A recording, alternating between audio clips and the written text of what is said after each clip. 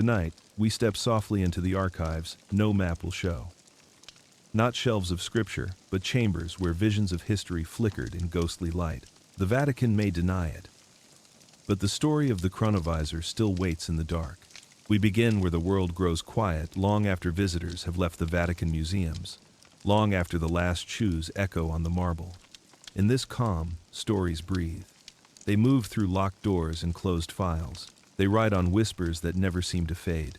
The legend is simple to say and hard to dismiss. Somewhere behind guarded walls, a device called the chronovisor could show scenes from the past and maybe the future.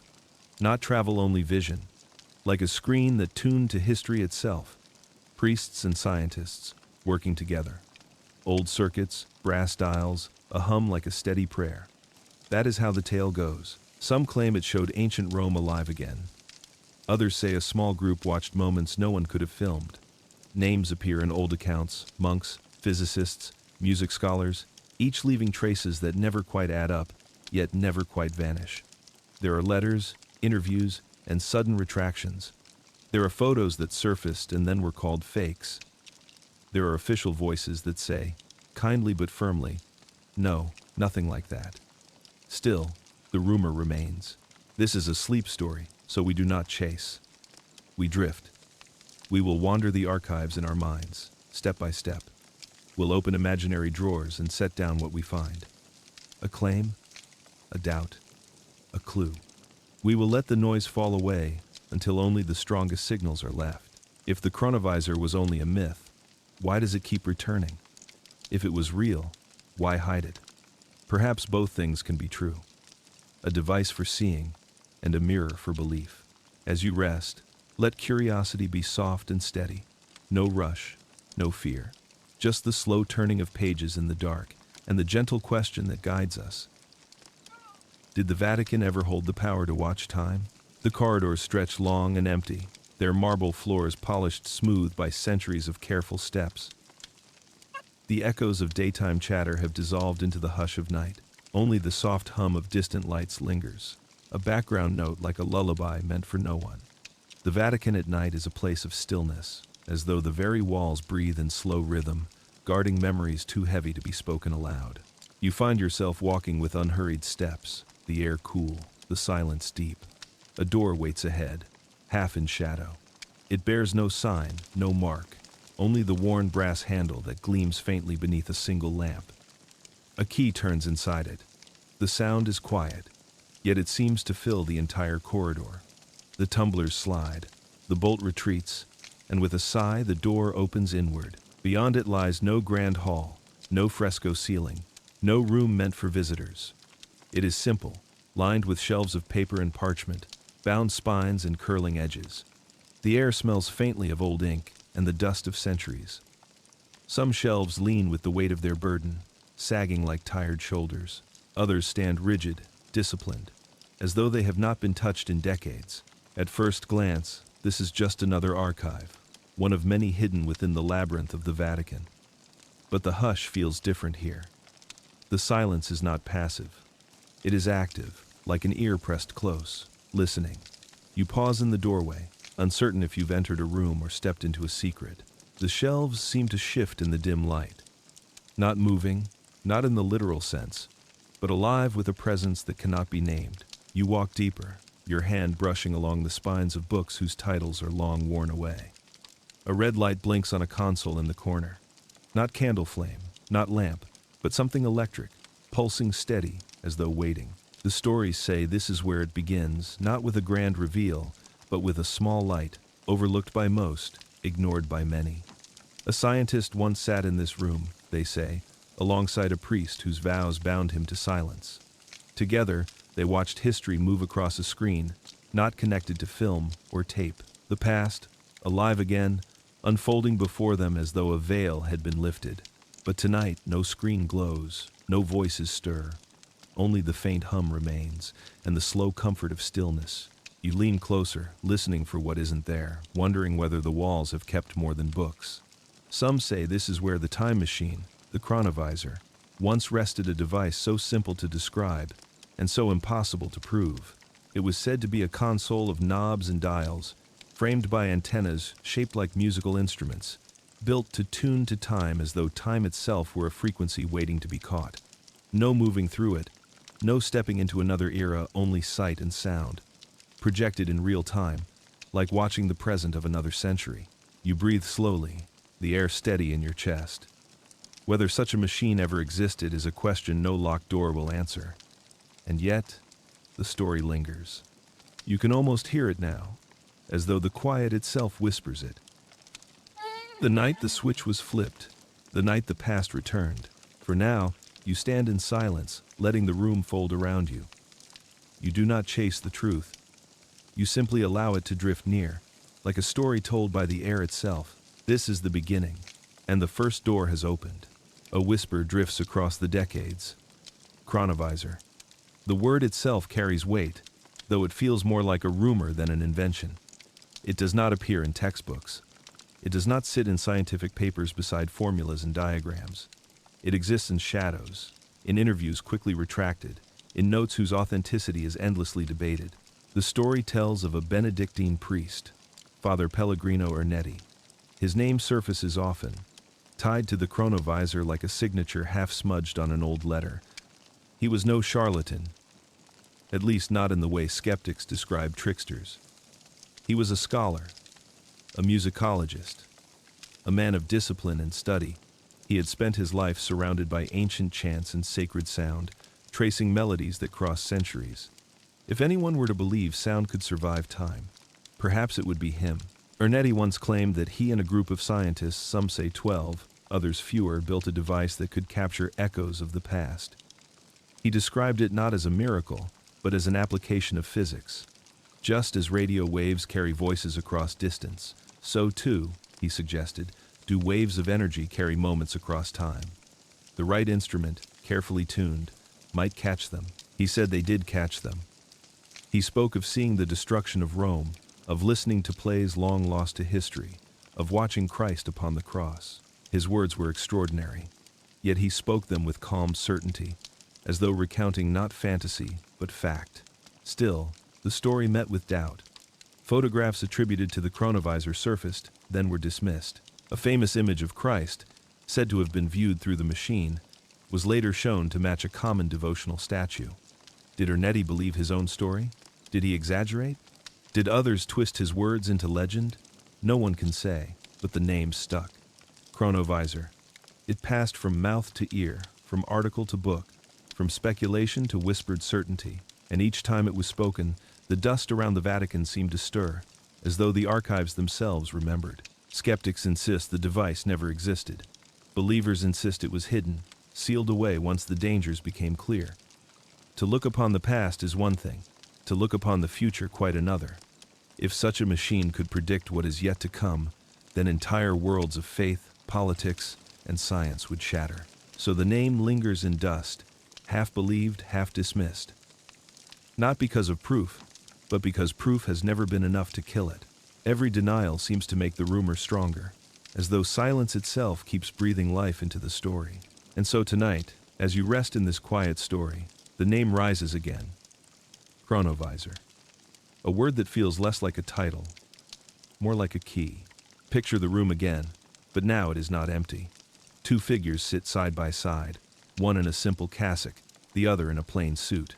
Between them sits a console, humming faintly, its dials reflecting the glow of a single lamp. Their voices are low, their movements deliberate. The priest, Father Ernetti, brings with him the weight of vows, the rhythm of chant, the discipline of monastic life. He believes in order, in silence, in the beauty of sound carried through centuries of worship. He has studied how echoes of Gregorian chants hold a resonance that feels older than memory. He knows that music, once released, never quite dies, it scatters, it lingers, it waits. The physicist brings formulas, notebooks, and a restless need to measure. He sees the world as energy in waves, signals and receivers. To him, time is not a straight path but a field. What is past has not vanished. It has simply moved beyond reach.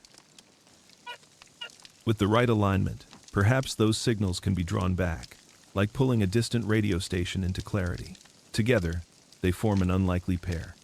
One leans on faith, the other on calculation. Yet in this quiet room, their purposes overlap. Both seek truth, both trust that hidden patterns can be revealed. The device before them is not polished or sleek. It looks handmade, its knobs worn by repeated turning, its coils arranged more like an instrument than a machine. It is said to resemble an organ crossed with a radio. Something as much art as engineering. The physicist adjusts the dial slowly, his fingers careful not to overshoot the point of resonance. The priest closes his eyes, murmuring a prayer not for success but for clarity. The hum deepens, the red light steadies. And then, in the silence, an image begins to form. What do they see? The accounts differ. Some say they watched a Roman market, the clatter of sandals and voices rising from the stone. Some say they saw a performance of a lost play by Quintus Ennius, words spoken in a tongue long forgotten. Others whisper that they saw scenes no one should see, the final moments of great leaders, the private grief of long-dead families, even fragments of the life of Christ. What matters is not the certainty of the vision, but the stillness that filled the room.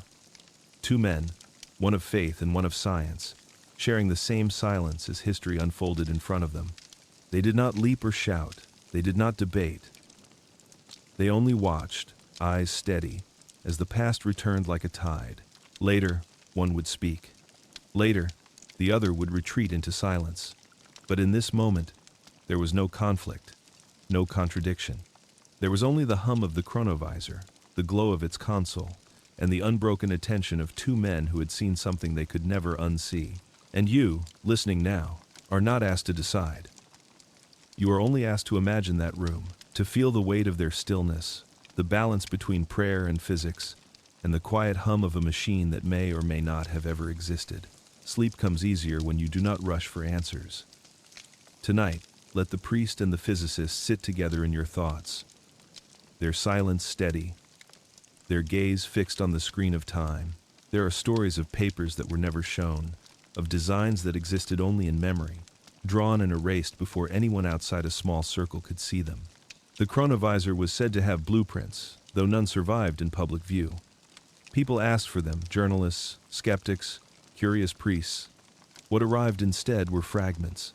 A description here, a sketch on a napkin there, a whispered recollection of copper coils wound like vines, antenna arrays spreading like branches, and control panels glowing with dials that looked more like instruments for music than machinery for science. The design, if it ever existed, was strange because it refused to behave like a normal invention.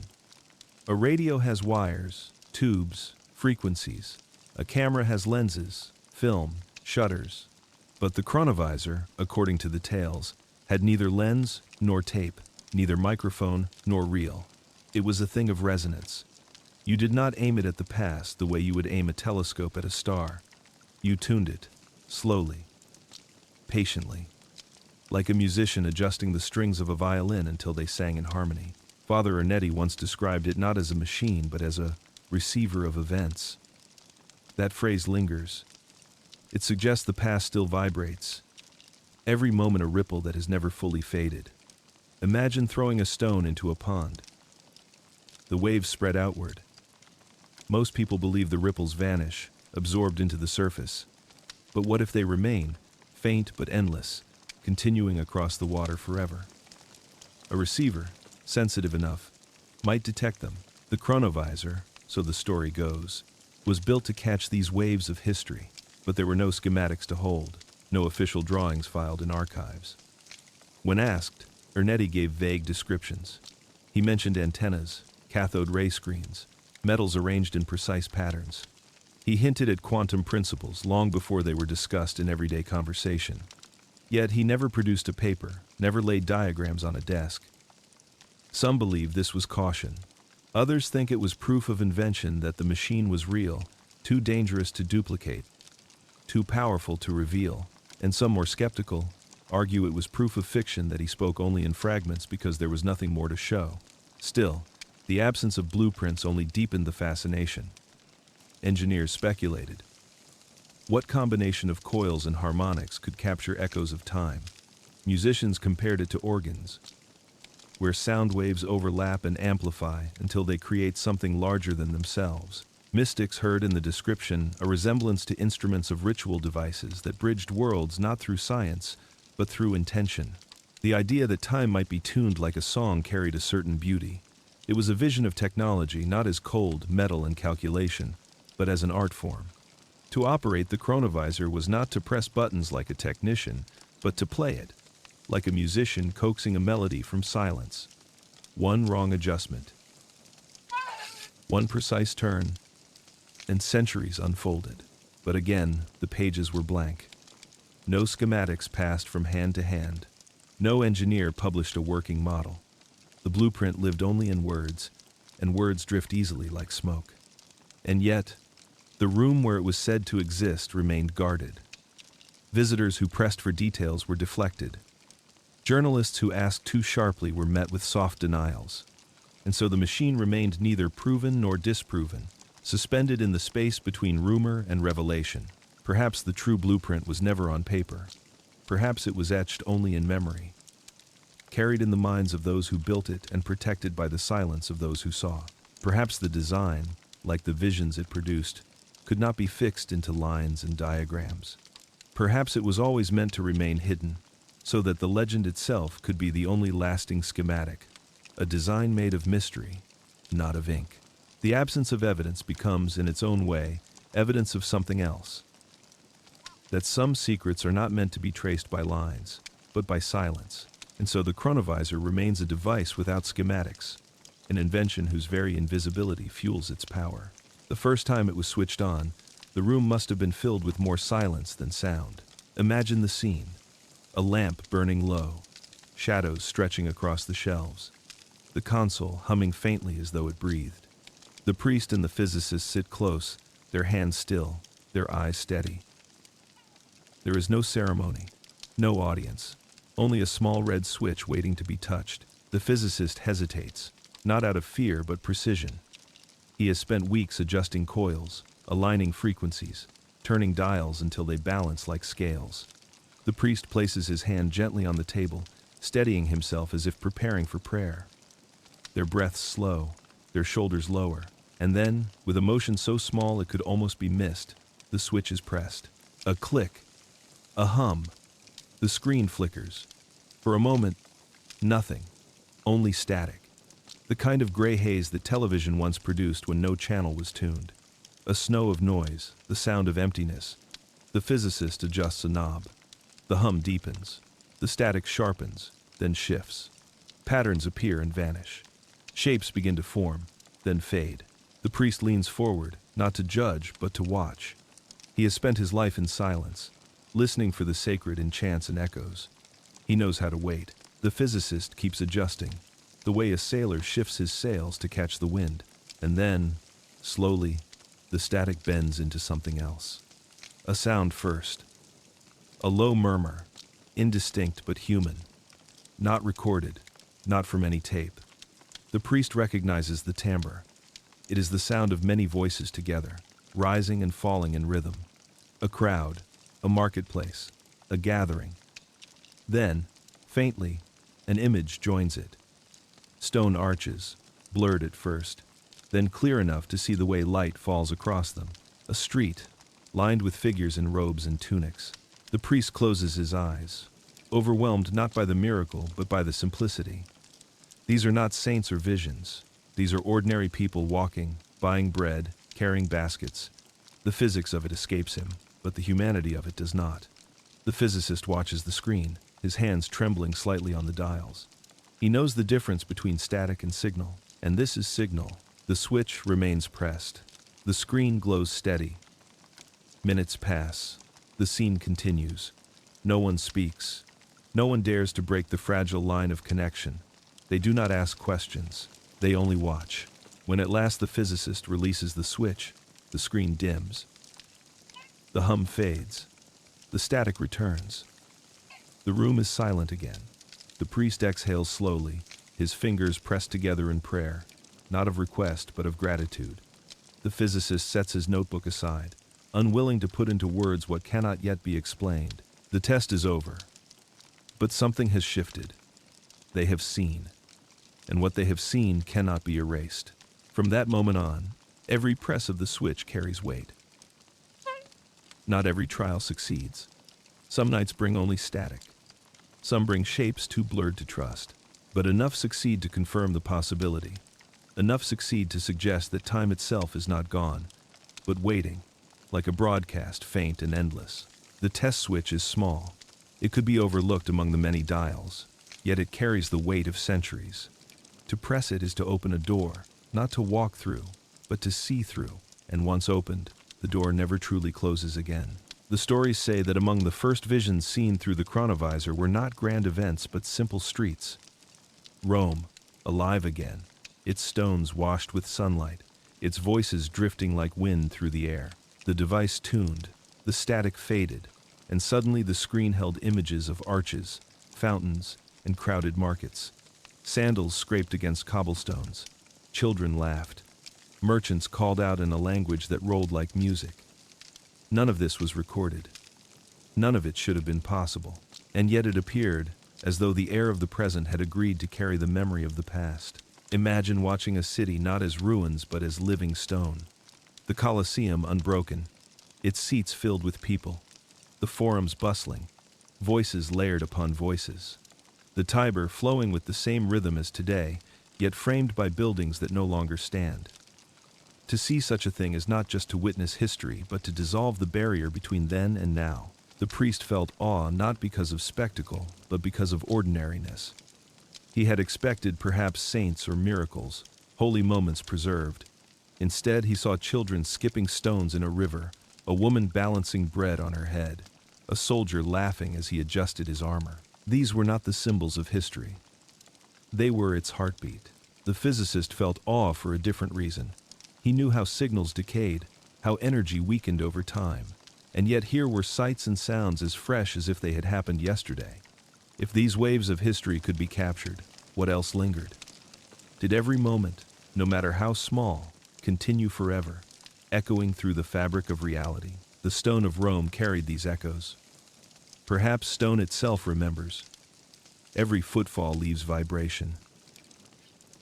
Every word spoken carves air that brushes against walls. The chronovisor, some suggested, was less a machine of time than of memory, drawing out the imprints left in matter, the way a phonograph needle draws sound from grooves. But not everyone who heard the story believed. Some argued that these visions were hallucinations, shaped by expectation. Others said they were fictions, meant to inspire wonder. Yet even the skeptics admitted something. The detail in the accounts was too precise to be invented carelessly. Descriptions matched ruins exactly, down to the cracks, the angles of light, the carvings worn away.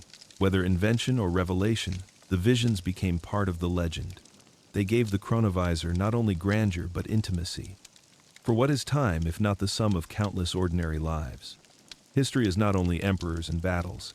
It is also sandals scraping stone, children laughing in alleys, bread broken at tables. The chronovisor, if it ever worked, showed not the myth of the past but the life of it. The hum deepened, and the screen glowed. But this time it was not a street or a marketplace that appeared. It was sound that came first, faint and delicate, like a thread drawn through silence. At first it was no more than a murmur, as though a wind had entered the room and brushed against the ears of those who waited. Then the sound grew clearer, separating into notes.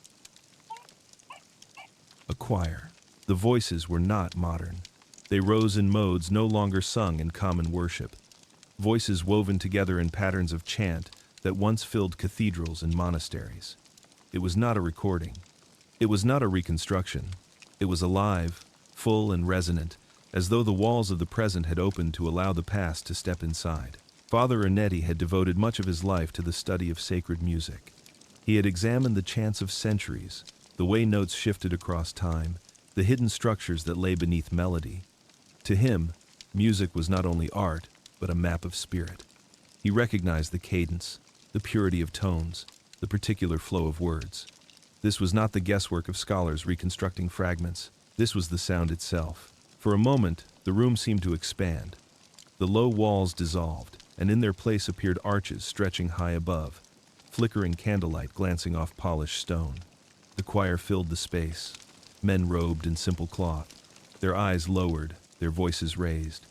The sound carried weight, not because of volume but because of depth. It seemed to vibrate in the bones of the listener, a resonance that reached beyond hearing. The physicist watched, his hands hovering over the dials, but he did not adjust. He knew better than to disturb what was unfolding. The priest closed his eyes, tears resting at the corners. He knew this music, not the particular song perhaps, but the soul of it.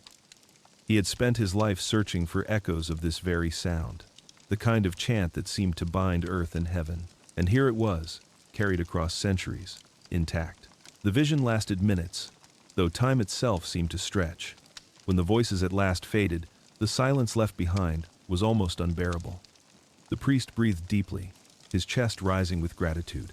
The physicist wrote notes with a trembling hand, though words felt poor beside what they had just witnessed. Later, some would claim that the chronovisor had captured not only lost chants but entire performances long thought erased by history. They said that ancient plays had been heard, actors' voices rising on stages that had crumbled to dust. They said that the laughter of forgotten crowds returned, carried through air and time as though preserved in amber. Skeptics argued. They said these were fantasies, illusions, shaped by suggestion. They asked how voices could last across millennia, how vibrations could be held by air and stone. But for those who listened, the question was not how. The question was whether. And once heard, the voices could not be forgotten. The choir heard again was more than music. It was proof that memory itself might be woven into the very fabric of reality, waiting for the right key to unlock it. Every word, every note, every laugh or cry, perhaps none of it was ever lost. Perhaps it lingered still, humming beneath the silence of the present, waiting for a receiver delicate enough to hear. That night, the priest lay awake long after the machine was switched off, not restless, not troubled. Awake because the music still filled him, echoing against his ribs, drifting through his mind like incense rising toward unseen ceilings. He did not need to know whether others would believe him. He only needed to know that he had heard, and that the song of the past was not silence but living breath. And so the chronovisor's legend gained another layer. Not only the vision of streets and markets, but the sound of voices. The choir that had been silent for centuries yet rose again, once more, in the present. The next time the machine was switched on, it was not buildings or chants that appeared, but faces. At first, blurred outlines, pale shapes against shadow. Then, slowly, clarity. Eyes, mouths, expressions. People long gone, yet present again as though leaning forward out of memory. The room grew still.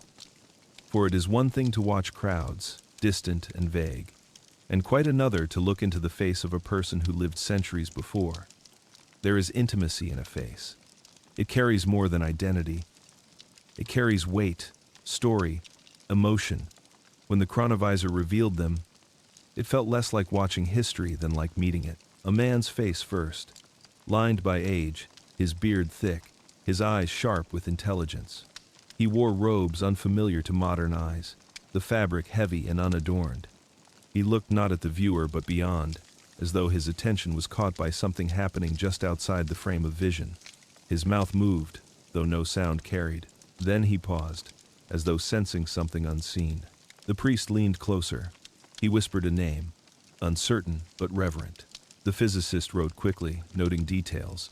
The slope of the brow, the style of dress. The face remained for only seconds, then faded into static. Another followed. A woman this time. Younger. Her hair bound in braids, her eyes luminous with quiet strength.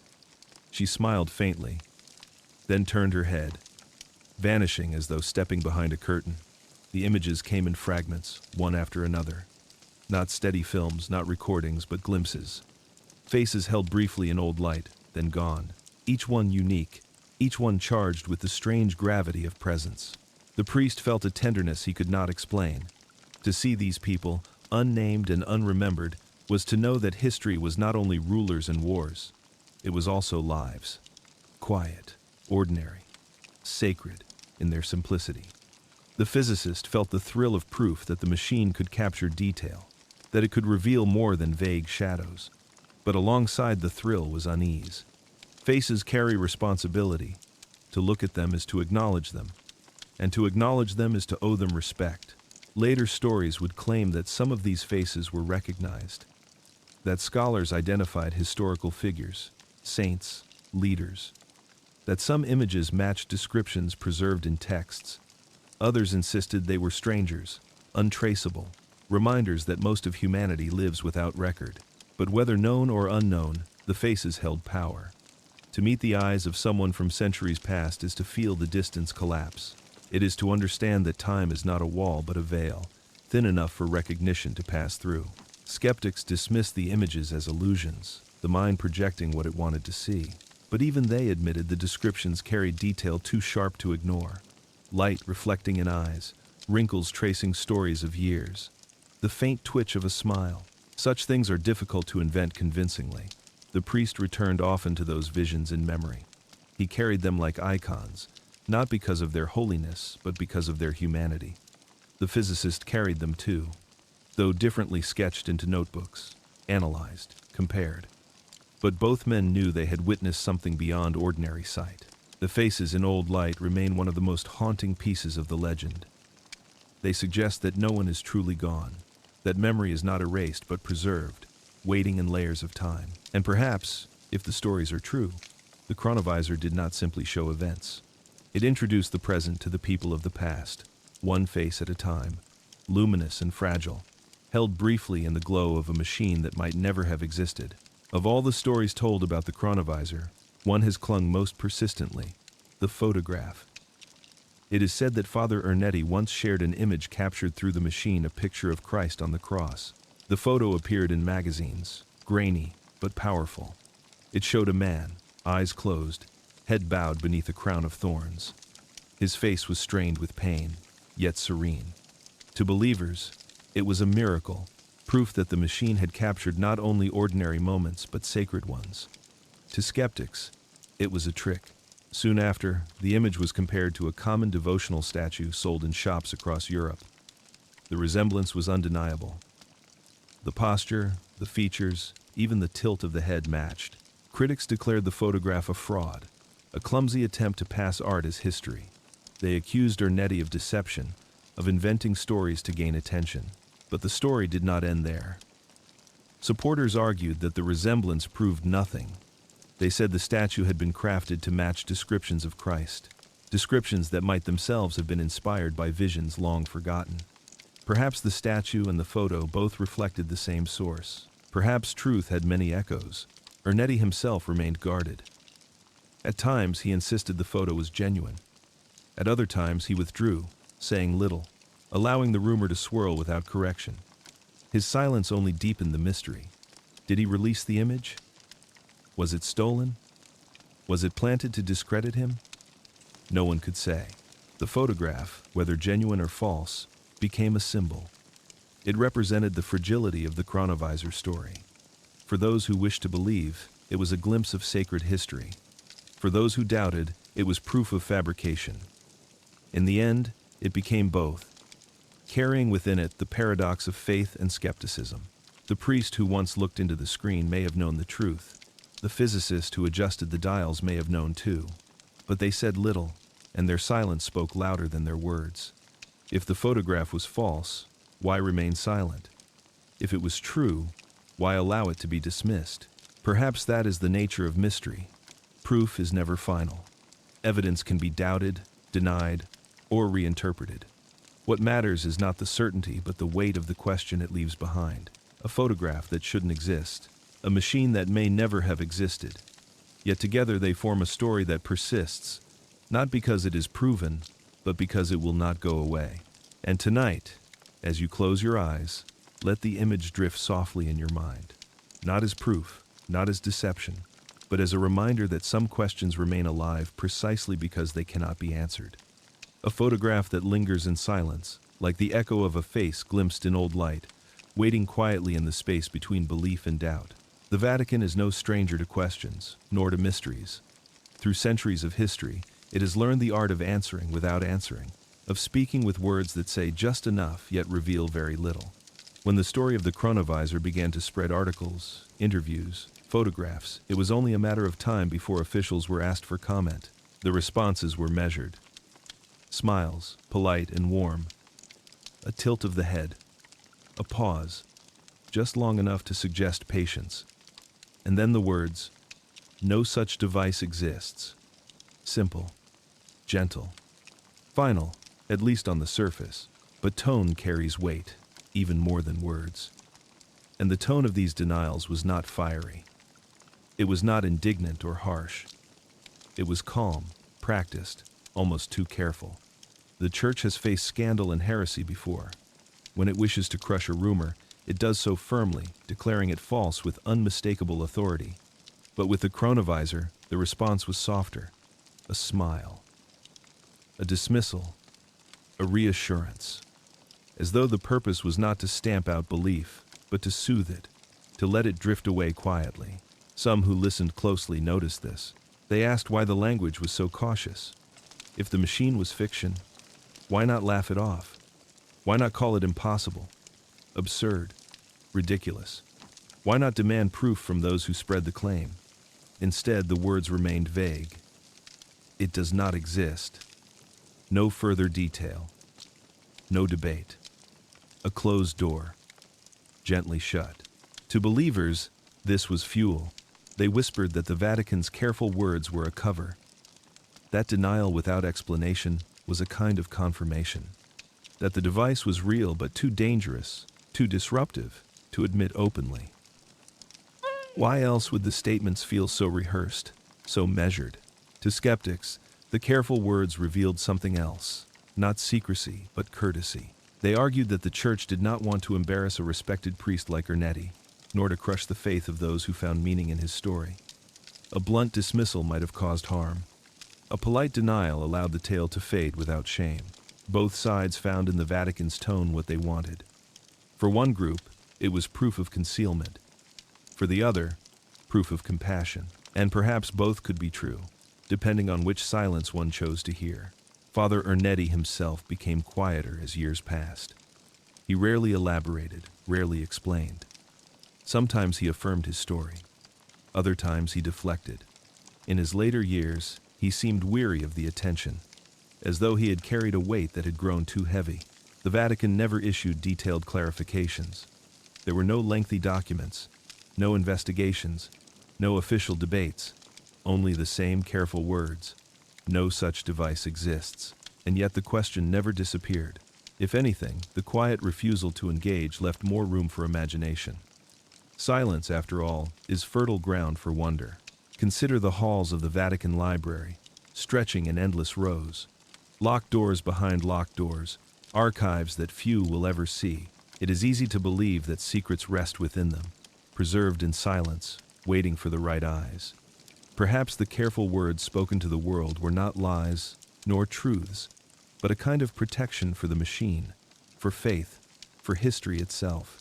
Tonight, as you rest, imagine those smiles, those polite denials, echoing softly across decades. The words are simple, but their weight lies in what they do not say. You are not asked to decide whether they conceal or comfort. You are only asked to notice how silence can carry more than speech, how careful words can open as many doors as they close.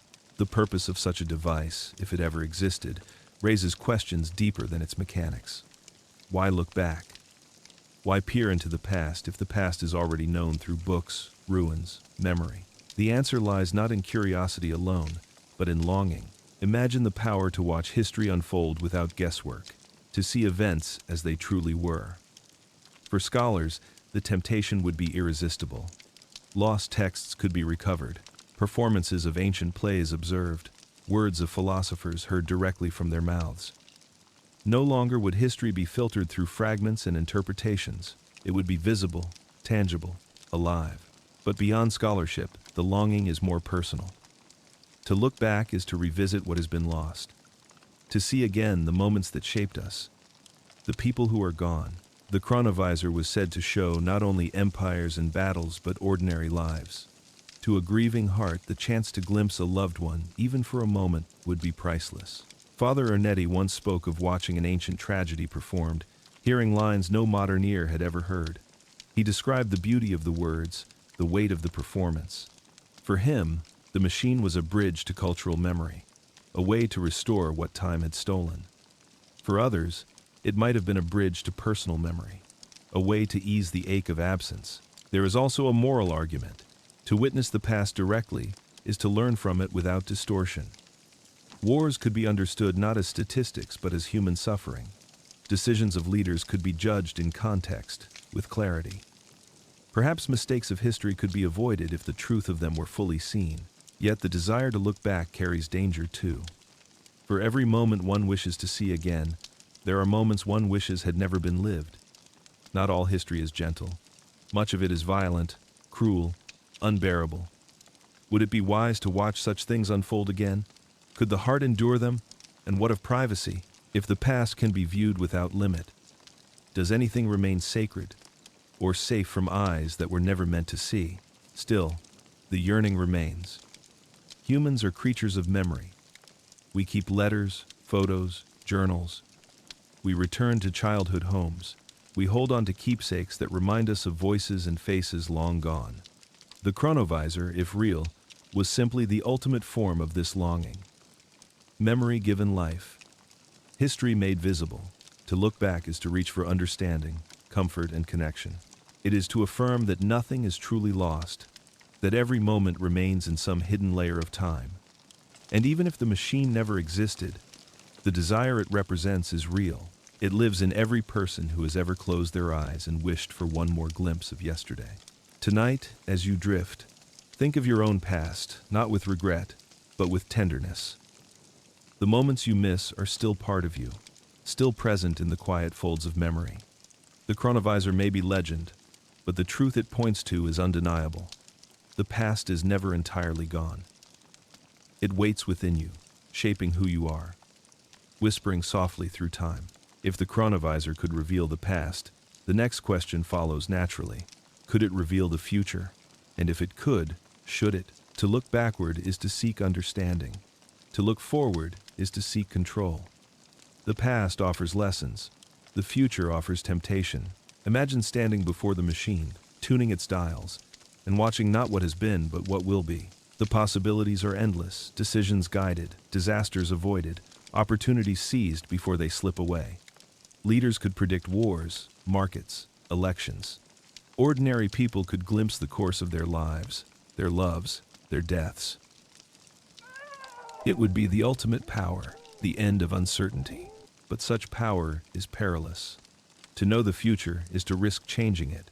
If you see tragedy, you act to prevent it. But in doing so, you may cause another. If you see success, you may become complacent, altering the path that leads to it. The very act of knowing shifts the outcome. Like a hand stirring water, this paradox has haunted thinkers for centuries. The future is not fixed, some argue, but fluid. To view it is to interfere with it. The chronovisor, if it truly glimpsed tomorrow, might have shown not one path but many, each branching from choice. How could anyone know which vision was certain and which was only possible? For the Vatican, the danger would have been immense. Faith depends on mystery, on trust in what cannot be fully known. If the future could be displayed on a screen, belief might wither. People might seek certainty instead of faith, control instead of surrender. The balance of spiritual life could be undone. Perhaps this is why the device, if it existed, was silenced. Not because the past was dangerous, but because the future was. To watch the crucifixion of Christ might deepen devotion. But to watch tomorrow's crises, tomorrow's wars, tomorrow's revelations, this could fracture the very fabric of society. There are stories, whispered, that visions of the future were indeed seen, that warnings were given, events foretold, and then quickly hidden, that some of what was seen came true, while other visions dissolved into nothing. Were they glimpses of certainty, or only possibilities that faded when observed? No one knows. The priest who believed in the machine would have seen the future as a gift too heavy to carry. The physicist would have seen it as a problem too complex to solve. And the Vatican, perhaps, would have seen it as a risk too great to share. The desire to look forward is human. We read horoscopes, consult oracles, draw patterns in stars. We long to know what waits beyond the horizon.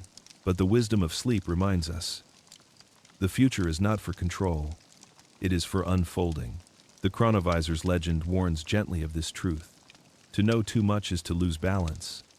To see tomorrow is to risk losing today. And so the story lingers, not as proof, but as parable. Even if the machine existed, perhaps its greatest lesson was that the future must remain unseen, free to shape itself in ways no dial or screen can predict. As you drift tonight, let the weight of tomorrow fall from your shoulders. The future will arrive as it should, in its own rhythm, carrying both mystery and promise. You do not need a machine to meet it. You need only rest, and trust that the unfolding of time will carry you where you are meant to go. The machine, if it ever existed, carried a question heavier than its dials or coils. To look into the past is not just an act of curiosity. It is an intrusion. The lives it revealed were not actors on a stage. They were people real, breathing, unknowing that centuries later eyes would rest on them. And so a question lingers, soft yet sharp. Is it right to watch? The priest felt it first. He had devoted his life to the sanctity of confession, the promise that words spoken in secrecy remained sealed forever. Yet here was a device that could open the vault of time itself, exposing what was never meant to be revisited. What happens to sacredness when privacy can no longer endure? A mother whispering to her child, a dying soldier's last glance at the sky, a prayer murmured alone in the dark. Are these moments anyone's to claim? The physicist wrestled differently. For him, the ethical burden lay not in privacy but in truth. He understood that history is fragile, often shaped by the victor's pen, often bent by bias and memory. If the chronovisor revealed events as they truly happened, it could shatter long-held beliefs. Nations might find their myths undone. Religions might be confronted with visions that contradicted doctrine. Was it right to press such clarity upon a world that often survives by stories, not by facts? And yet, temptation pressed in from every side. Scholars longed to see lost works performed again, to confirm details buried in debate. Politicians wondered if ancient strategies could be mined for present gain. Ordinary people dreamed of glimpsing ancestors, long gone, living again even for a moment. Each desire felt natural, yet beneath each lay a question of respect. If one could see the crucifixion, should one? Is that sacred moment a teaching of faith? Or is it also a private agony, not meant to be replayed for centuries of strangers? If one could witness wars, should one? The bodies, the cries, the suffering does, reliving it honor the dead or exploit them? The ethics of seeing do not end with the past. The act of looking shapes the looker. What one observes can burden the heart forever. To see sorrow without the power to change it is to carry a weight not easily set down. The priest knew this. He felt it after certain visions, when he would leave the room and walk the quiet halls with heavy steps. The physicist felt it too, though he carried it differently, translating pain into equations, writing notes that hid the ache behind numbers. Silence returned often to their work, not because they lacked things to say, but because the right words were too elusive. Perhaps they feared what their own questions revealed. To see is power. To see is also responsibility, and responsibility can bend into guilt. Skeptics dismiss the story of the chronovisor as myth, invention, or deception. Yet even if the machine never existed, the questions it raises remain timeless. Every tool of vision, from telescope to microscope to camera, expands our sight. Each new way of seeing creates a new way of intruding. The chronovisor, real or imagined, is only the purest form of this dilemma. To look is to change the meaning of what is seen. To witness is to take part. That is the quiet truth of vision. And so the ethics of seeing linger as the deepest mystery of the machine. Not whether it was built, not what it revealed, but whether humanity was ever meant to hold such sight. Tonight, as you drift, imagine yourself with that power. A dial beneath your hand, a screen before your eyes. Would you turn it? Would you look? Or would you step back, leaving the past to its silence? The answer is not fixed. It rests in the quiet chambers of your own heart. Every rumor about the chronovisor returns, eventually, to secrecy. Not just secrecy in the sense of locked doors and guarded archives, but secrecy as a living weight, something carried in silence, heavy and enduring. The Vatican is skilled in keeping silence. It has held manuscripts hidden for centuries, preserved relics in rooms no visitor will see, kept councils private until generations later. The machine, if real, would have been one more burden to carry. And secrecy is never light. Imagine the small circle of men said to have worked on it. Priests, scientists, engineers. Each one sworn to silence. Each one carrying memories of what they had seen. Some of them may have written notes, then burned them. Some may have spoken in whispers, then regretted it. Others may have locked everything deep inside, never sharing, never breaking their vows. To carry such visions alone is to live with a constant echo, a secret that shapes even the smallest actions. Father Ernetti lived such a life. Those who knew him described him as serious, thoughtful, often quiet. He was devoted to music, to teaching, to faith. Yet behind his eyes, some believed, lay the shadow of secrecy. He had seen too much, and too much cannot be shared. The physicists and engineers tied to the story may have carried similar shadows. The language of science is open, communal, meant to be published and tested.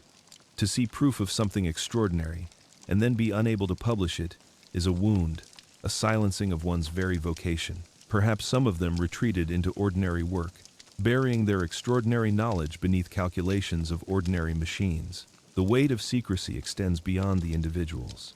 The Vatican itself, as institution, may have faced it.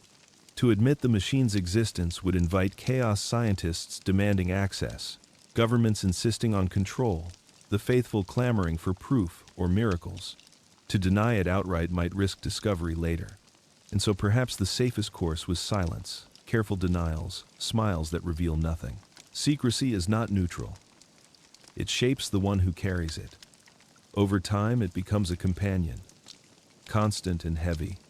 The priest may have walked through halls where frescoes glowed with saints and angels, yet his thoughts drifted always back to that quiet machine, locked away, humming only in memory. The physicist may have slept beside his notes, dreaming not of ordinary experiments but of visions that could never be shared. The legend grows precisely because of this secrecy. People sense the hidden weight. They see the careful silences, the vague denials, the contradictions that never quite align. Secrecy itself becomes evidence, proof not of the machine, but of something being held back. There is a paradox in secrecy. The more tightly it is guarded, the more loudly it calls. The more carefully it is hidden, the more clearly it reveals itself. That is the weight the Vatican, or any keeper of mysteries, must bear. And so, the story of the chronovisor is less about the machine and more about the silence around it. A silence that speaks, a secrecy that has grown heavier with time, carried by the very absence of proof. Tonight, as you rest, consider the secrets you carry. Some are small, some are vast. Each shapes you, even when unspoken. The chronovisor, real or not, is a mirror of that truth.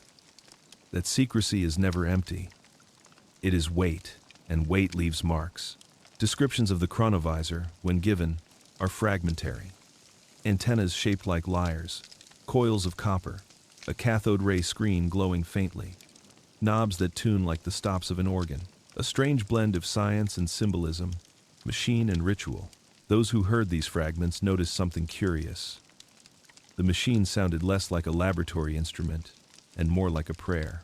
Father Ernetti was a musicologist. He believed that sound carries power, that vibration is the root of creation.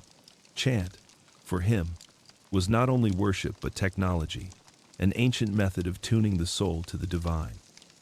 To him, the chronovisor's circuits and coils were not separate from this.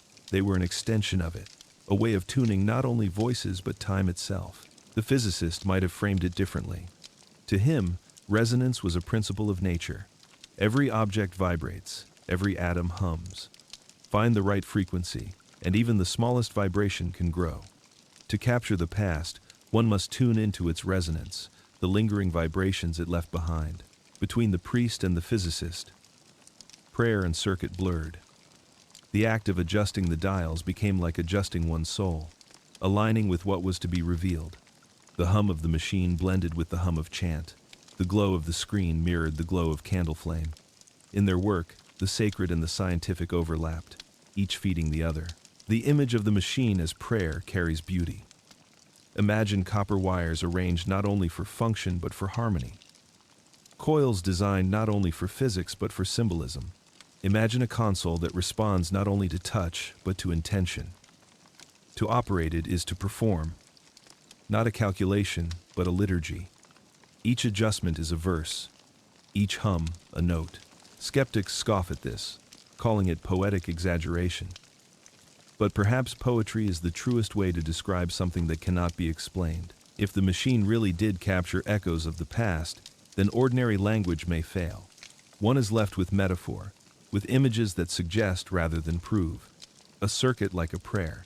The priest may have seen in the machine a reflection of the divine order that technology and faith are not opposites, but mirrors of the same mystery. The physicist may have seen in it the purest application of resonance, the bridge between energy and memory.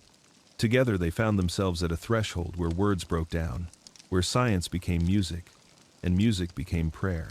Even the hum of the chronovisor was said to carry a rhythm, not chaotic, not harsh, but steady, like breath. To sit in the room with it was to feel enveloped, as though the air itself was chanting. The glow of its screen was soft, golden at times, as though the machine was lit from within by something more than electricity. Perhaps it is fanciful, perhaps it is myth, but the image endures, a machine that is also a hymn, a device that is also devotion, a circuit like a prayer, bridging not only past and present, but body and spirit, science and faith. As you settle tonight, imagine yourself before such a device. Your hand rests on the dial, your breath slows, the hum fills the room, steady and calm. Each turn of your wrist feels less like adjusting a machine and more like joining a chant already in progress. You are no longer operator, you are participant. The machine sings, and you sing with it, in silence deeper than words. And so the chronovisor remains, in story at least, not only a machine but a prayer, an invention whose truest function may have been to remind us that mystery, whether mechanical or spiritual, is always music waiting to be heard. The machine was said to work by tuning, not by commanding. You did not press a button and select a year, as though history were a library shelf with neat labels. You searched, slowly, patiently, turning dials, adjusting coils, waiting for faint echoes to sharpen into clarity. It was less like travel and more like radio finding stations hidden in the static, voices waiting to be heard if only you aligned yourself to their frequency. The physicist described it in simple terms. Time is a field, each moment a wave rippling outward forever. Just as radio broadcasts never truly disappear but expand into space endlessly, so too the past might still vibrate around us, faint but present. The chronovisor, then, was not magic. It was a receiver, a device sensitive enough to catch those faint ripples and translate them into sound and light. But tuning was never simple. Like searching for a weak station on an old radio, there were false starts, distortions, moments when the signal almost came clear but broke into noise again. Hours might pass with nothing but static. Then, suddenly, a phrase would emerge. A voice. A shape on the screen. At such times, the operators hardly breathed. The priest sat with folded hands. The physicist leaned forward, careful not to adjust too quickly. For one wrong turn of the dial could lose the moment forever. The experience resembled listening to ghosts, though the priest rejected that word. He saw it not as spirit communication but as memory, the universe itself holding every instant within it, waiting for those with patience to listen. The physicist agreed in his own way. For him, the past was not gone, only dispersed. The chronovisor condensed it again, pulling faint echoes into focus. The metaphor of stations carried meaning. Some moments were loud, strong, easily found. Great events, the fall of empires, the rise of leaders. Ceremonies, attended by thousands, left waves that carried farther, clearer. They were the strong stations of history, easy to tune, resonant through centuries. But quieter moments, ordinary streets, private words, a single person's prayer were weaker. To catch them required precision, silence, and often luck. This raised questions the priest could not ignore. Did not all lives carry equal worth? Why should the echoes of a king resonate louder than those of a child? The physicist explained it in physics. More movement, more energy, more witnesses, more signal. But the priest wondered whether the machine reflected not only physics, but also the imbalance of human memory, preserving the powerful more easily than the small. Still, both knew that even faint signals could sometimes be found, and those were often the most moving. A woman singing to her infant, a craftsman sharpening a tool, a child laughing in the Sunday. These were not the great stations of history, but they carried a sweetness, a tenderness, that the grand moments lacked. The chronovisor, in its tuning, taught them that history was not only crowns and wars, but also whispers and smiles. Skeptics argue that all this is nonsense, that time cannot be tuned, that signals do not linger forever, that no device could capture such echoes. Yet even skeptics admit the metaphor holds truth. Memory itself is a kind of tuning, a scent, a sound, a turn of phrase. Suddenly the past is alive again, as vivid as if no years had passed. The chronovisor, real or imagined, only extended that truth outward, suggesting that memory exists not only in the mind, but in the very fabric of reality. To search for signals is to practice patience. To listen through static is to cultivate silence. Perhaps that is why the machine was entrusted to both priest and physicist. One brought faith in silence, the other skill in resonance. Together they sat like radio operators in a storm, scanning for voices across centuries. And sometimes, when patience was enough, the voices answered. Tonight, as you drift, imagine yourself at such a console. Your hand rests on the dial. The static hums softly. You turn slowly, carefully. A murmur rises. A phrase emerges. A face begins to glow. And for one timeless moment, you are tuned not only to now but to forever. Unlike stories of glowing portals or machines that swallowed travelers whole, the chronovisor was simple. No one stepped through it. No bodies vanished. It did not open wormholes or send people spinning through centuries. Instead, it remained still. A console, a chair, a screen, all at room temperature. Nothing extraordinary to the touch, nothing dangerous to approach. The priest often emphasized this. It was not time travel. It was observation. A window, not a door. One sat in the room, felt the hum, watched the screen, heard the voices. The air remained cool, the walls unchanged. Outside the chamber, the world went on unbroken. To operate the machine was not to abandon the present, but to expand it. This mattered deeply to those who feared it.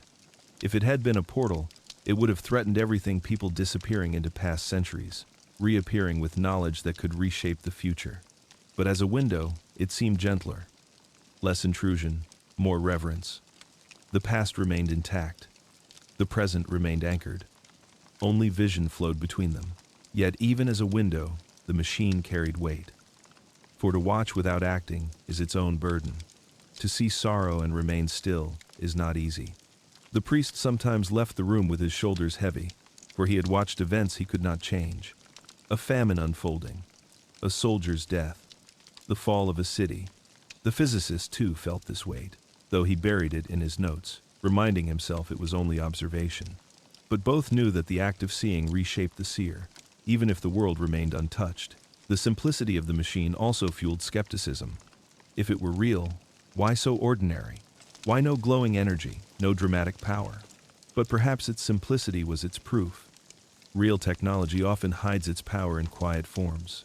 Radios, televisions, computers, all are boxes that sit on tables, humming at room temperature, while their reach extends across the world. Why should a machine that reached across time be any different?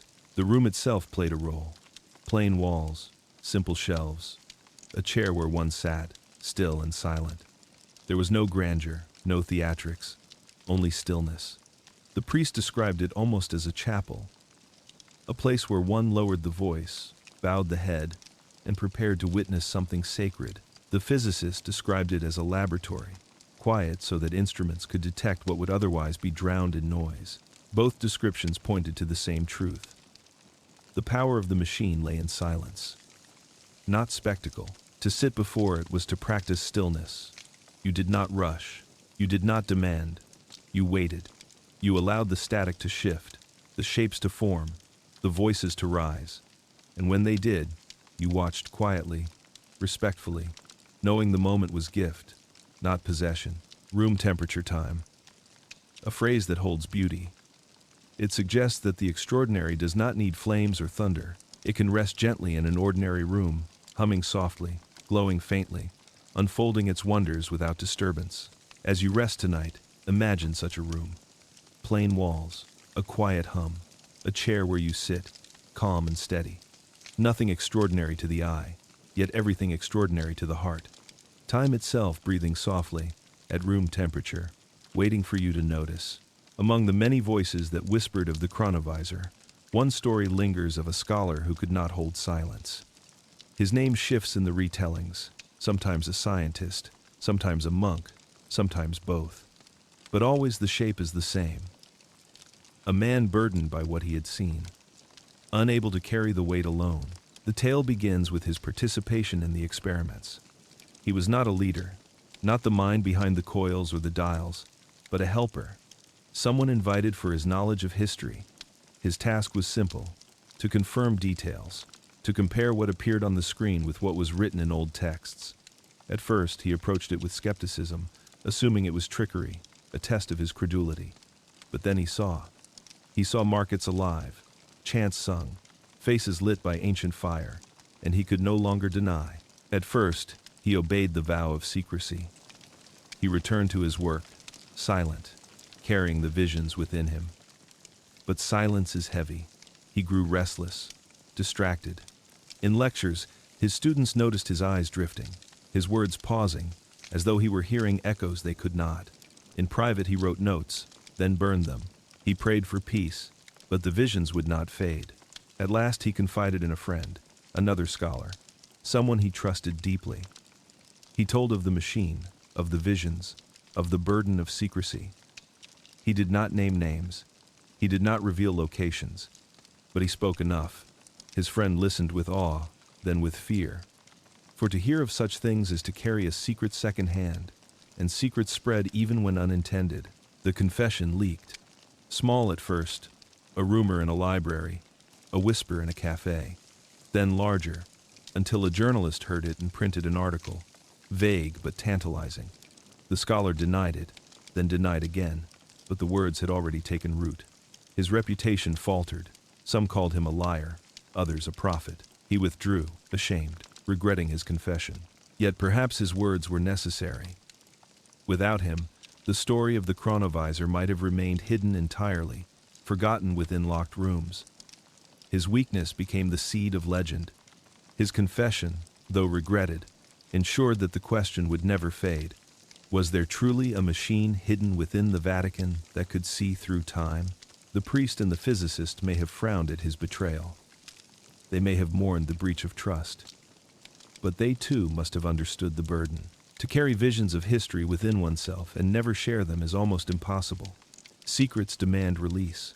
Confession, after all, is a sacred act, a way to unburden the soul. The scholar's confession was not calculated. It was human, and so his story lingers, not as proof, not as disproof, but as reminder. That behind every legend lies a person, carrying weight too heavy to hold, that even the most loyal hearts sometimes falter, and that sometimes a single whispered confession can outlast entire vaults of silence. Tonight, as you prepare to rest, imagine the scholar at his desk. The lamp glows softly. His hands tremble as he writes words he will later burn.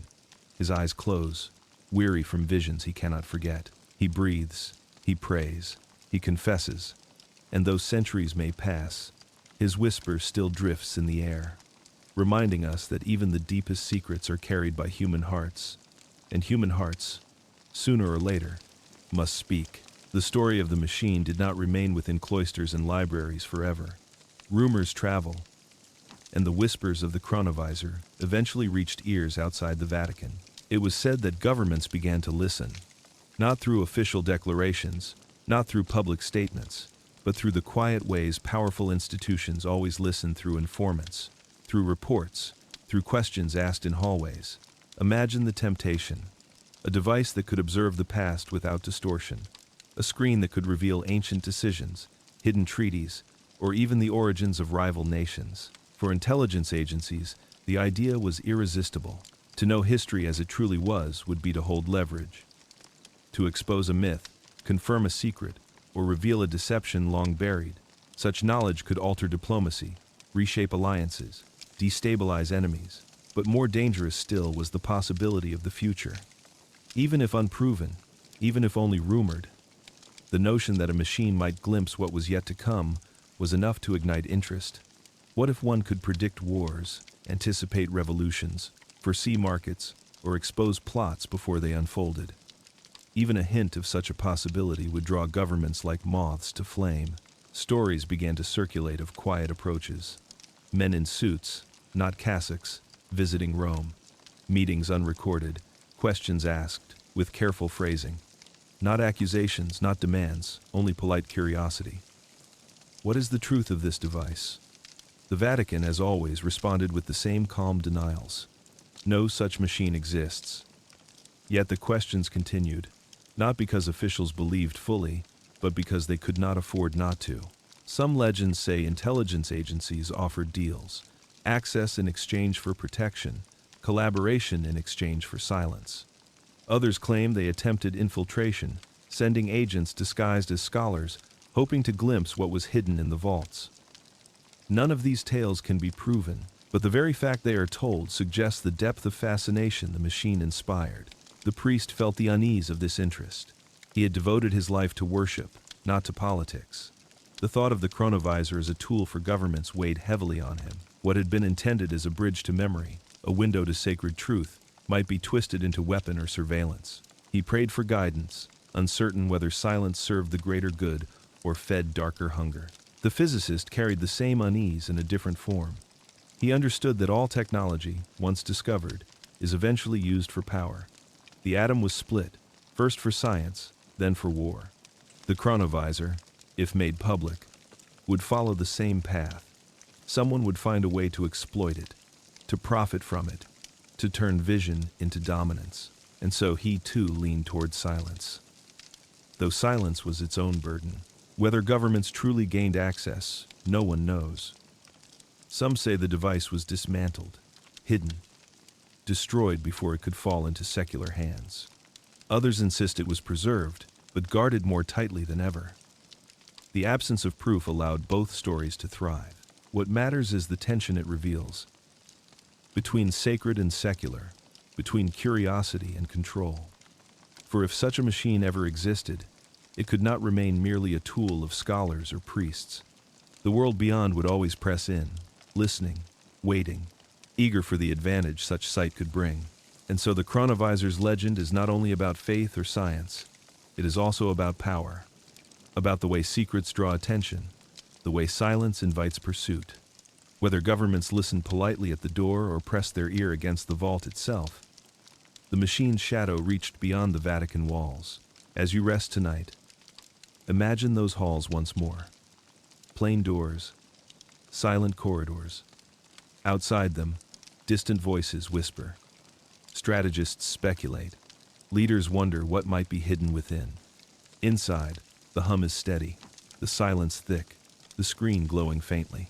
Between the two lies the fragile barrier of secrecy, thin as paper, heavy as stone. There is always a cost to seeing. Knowledge is not weightless. It carries responsibility. It shapes decisions. It changes the heart of the one who holds it.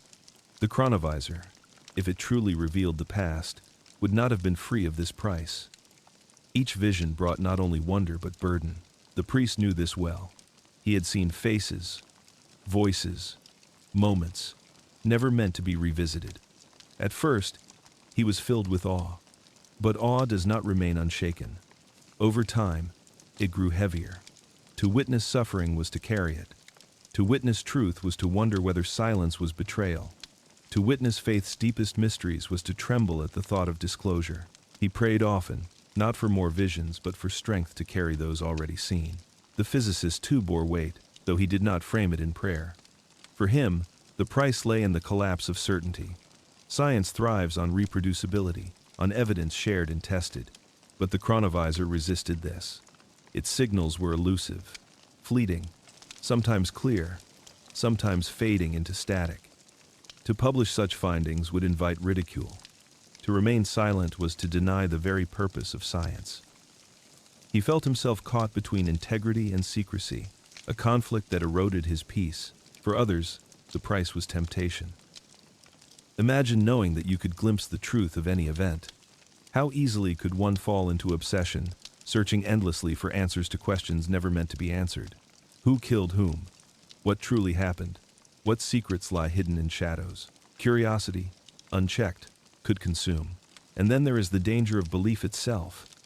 To show visions of the past is to risk rewriting what people hold dear. A photograph of Christ, whether real or false, nearly broke the story into scandal. What if more such images were revealed? What if doctrines were shaken, traditions unraveled? The church understood that the price of knowledge might be the faith of millions. Some truths, even if true, could wound more deeply than lies. The price extended further. Imagine governments demanding proof, scientists clamoring for access, the public yearning for spectacle. To resist them would invite suspicion. To yield would invite chaos. The machine was not only fragile in construction, it was fragile in consequence. One revelation could ripple through society with unforeseeable results. Perhaps this is why the device was hidden, silenced, or destroyed. Not because it failed, but because it succeeded too well. The burden of its knowledge outweighed the gift of its vision. The priest, the physicist, the Vatican, they may have recognized that humanity was not ready, or perhaps would never be ready. For such sight, knowledge is a light, but light casts shadows. To see clearly is not always to see kindly, and sometimes, to preserve peace, one must choose not to look or not to share what is seen. That is the paradox the chronovisor presents. A gift too powerful to be given, a truth too heavy to be carried. Tonight, as you lie in stillness, reflect on the knowledge you carry. Some truths you share freely, others you guard. Some lighten you, others weigh you down. The machine may be legend, but the lesson is real. Knowledge always has a price, and wisdom lies in knowing when that price is worth paying. In the end, all the stories return to one place, the room. Small, plain, unremarkable. Not a grand chamber, not a hall of gold, but a quiet space where shelves leaned with paper, where a chair sat before a glowing console, where silence gathered like breath. Those who claim to have seen describe the hum, steady and low, the faint warmth of the screen, the smell of paper and dust. Nothing extraordinary, nothing theatrical. And yet, within that stillness, centuries unfolded. The priest returned to it often.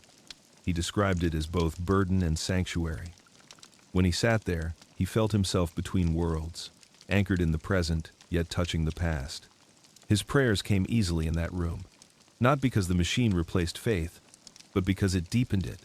To see humanity across time was to glimpse creation itself as unbroken, one endless song. The physicist also returned, though for him it was not prayer but puzzle. Each session left him with more questions about energy, resonance, the structure of time. He sketched diagrams in the margins of his notebooks, equations trailing off into silence. The room was his laboratory, though its mysteries resisted every formula he attempted. For both, the room was less about the machine and more about the silence that held it. Silence is not empty. It carries weight. It listens. In that chamber, the silence seemed almost alive, as though the very walls absorbed and reflected what was witnessed. Those who entered spoke softly, walked gently, as if in a library or a chapel. Legends say the room is still there, deep within the Vatican, locked behind doors no visitor will ever open. Perhaps the machine rests within, covered with cloth, dust gathering on its surface. Perhaps it was dismantled, its parts scattered, its memory erased, or perhaps the room is empty, and the silence alone remains, carrying only the echoes of what once was. The image of that room has become central to the chronovisor's myth. A quiet space, unremarkable, yet capable of holding centuries. A place where time folded, where faces returned, where voices long gone rose again. Whether real or imagined, the room itself has become a symbol of secrecy, of memory, of the fragile boundary between past and present. As you drift into rest, imagine yourself in that room. The air is cool, the shelves lean with forgotten books. A lamp glows softly in the corner. Before you, the console hums, steady and calm. The screen flickers, waiting. You do not reach for the dial. You only sit. You listen to the silence. And in that silence, time itself breathes beside you. Unhurried, unbroken, eternal. The first impression of the machine was never a vision. It was sound. Always sound first. A wash of static. A gray hiss like wind moving through trees. Like distant waves collapsing on an unseen shore. For long stretches, that was all there was: noise, restless and shapeless, filling the room. To the impatient, it meant failure. But to those who learned to listen, the static itself carried meaning. The priest called it a veil. A boundary between worlds, whispering just enough to remind you that another reality lay beyond it. He would sit quietly, hands folded, letting the hiss wash over him, waiting until his heart slowed and his mind grew still. He believed the static had rhythm, faint pulses hidden in the noise, like the beat of wings behind fog. The physicist agreed, though he spoke of it in different terms. He described patterns, fluctuations, shifts in frequency. What seemed like chaos was not chaos at all. Beneath the surface, structure waited. Sometimes, words emerged within the static. A syllable, half-formed.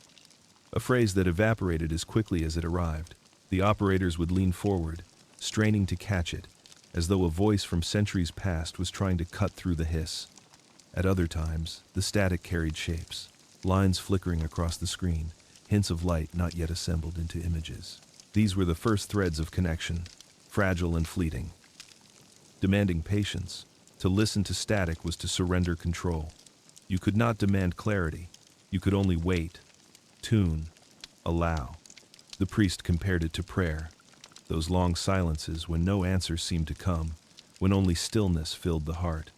And yet within that stillness, something stirred. The physicist compared it to early radio experiments, when pioneers turned dials for hours, hearing only noise until suddenly a voice cut through, undeniable and alive. Static became its own language. It taught them patience, humility, reverence. It reminded them that clarity cannot be rushed. The noise itself was a teacher. It said, "Truth comes slowly." It said, "Listen more deeply." Skeptics, of course, dismiss such claims. To them, static is only interference, a symptom of faulty machinery. But perhaps they miss the point. The static was not failure. It was threshold. It was the sound of possibility, the first step before vision. To sit with it was to learn the rhythm of time itself, uneven, elusive, yet always humming beneath silence. In the legends, those who witnessed the machine spoke not only of the visions it revealed, but of the atmosphere it created. The room vibrated with the hiss, a blanket of sound that seemed to wrap around the body. To sit there was to feel both alone and accompanied, as if surrounded by unseen presences. The static filled every corner, every breath. It was not emptiness. It was potential waiting to take shape. Sometimes, when the visions faded, when no images remained, the static lingered long into the night. The priest would remain in his chair, unwilling to leave, listening as though to the heartbeat of creation. The physicist would scribble notes, charting fluctuations, convinced that the patterns could one day be measured with precision. But both knew that the language of static was not easily mastered. It was music, written without notes, words spoken without letters. And yet, they listened, they tuned, they waited. Because in that endless hiss lay the possibility of voices, of faces, of history itself breaking through. The static was not the absence of signal, it was the doorway to it. As you drift tonight, imagine yourself surrounded by that sound. A soft hiss, steady and endless, wrapping you in its embrace. Not empty, not harsh, gentle, like rain falling far away, like the ocean speaking from beyond the horizon. You do not resist it, you let it carry you, and in that static, you hear the faint murmur of all time, waiting to speak when you are ready to listen. The legend of the chronovisor rests on a fragile balance. On one side, faith, on the other, doubt. It is a story that cannot be proven, yet refuses to die. It survives precisely because it lives in that space between belief and skepticism, where imagination and uncertainty intertwine. The priest lived on the side of faith. For him, The machine confirmed what he already knew in his heart, that nothing is lost, that creation holds all moments within it, that God's design is deeper than human comprehension. When he saw visions on the screen, he felt not surprise but recognition. Of course, the past lingers. Of course, voices can still be heard. To him, the machine was not a violation of faith, but its natural extension, a technological prayer that revealed divine order. The physicist leaned toward doubt, though he never dismissed what he saw. His training demanded skepticism. He wanted measurements, replicability, data that could be tested by others. The fleeting nature of the signals troubled him. Why did they appear clearly one night and vanish the next? Why did static sometimes mimic voices? Why did shadows play tricks on the screen? He wondered whether imagination colored perception, whether expectation shaped what was seen.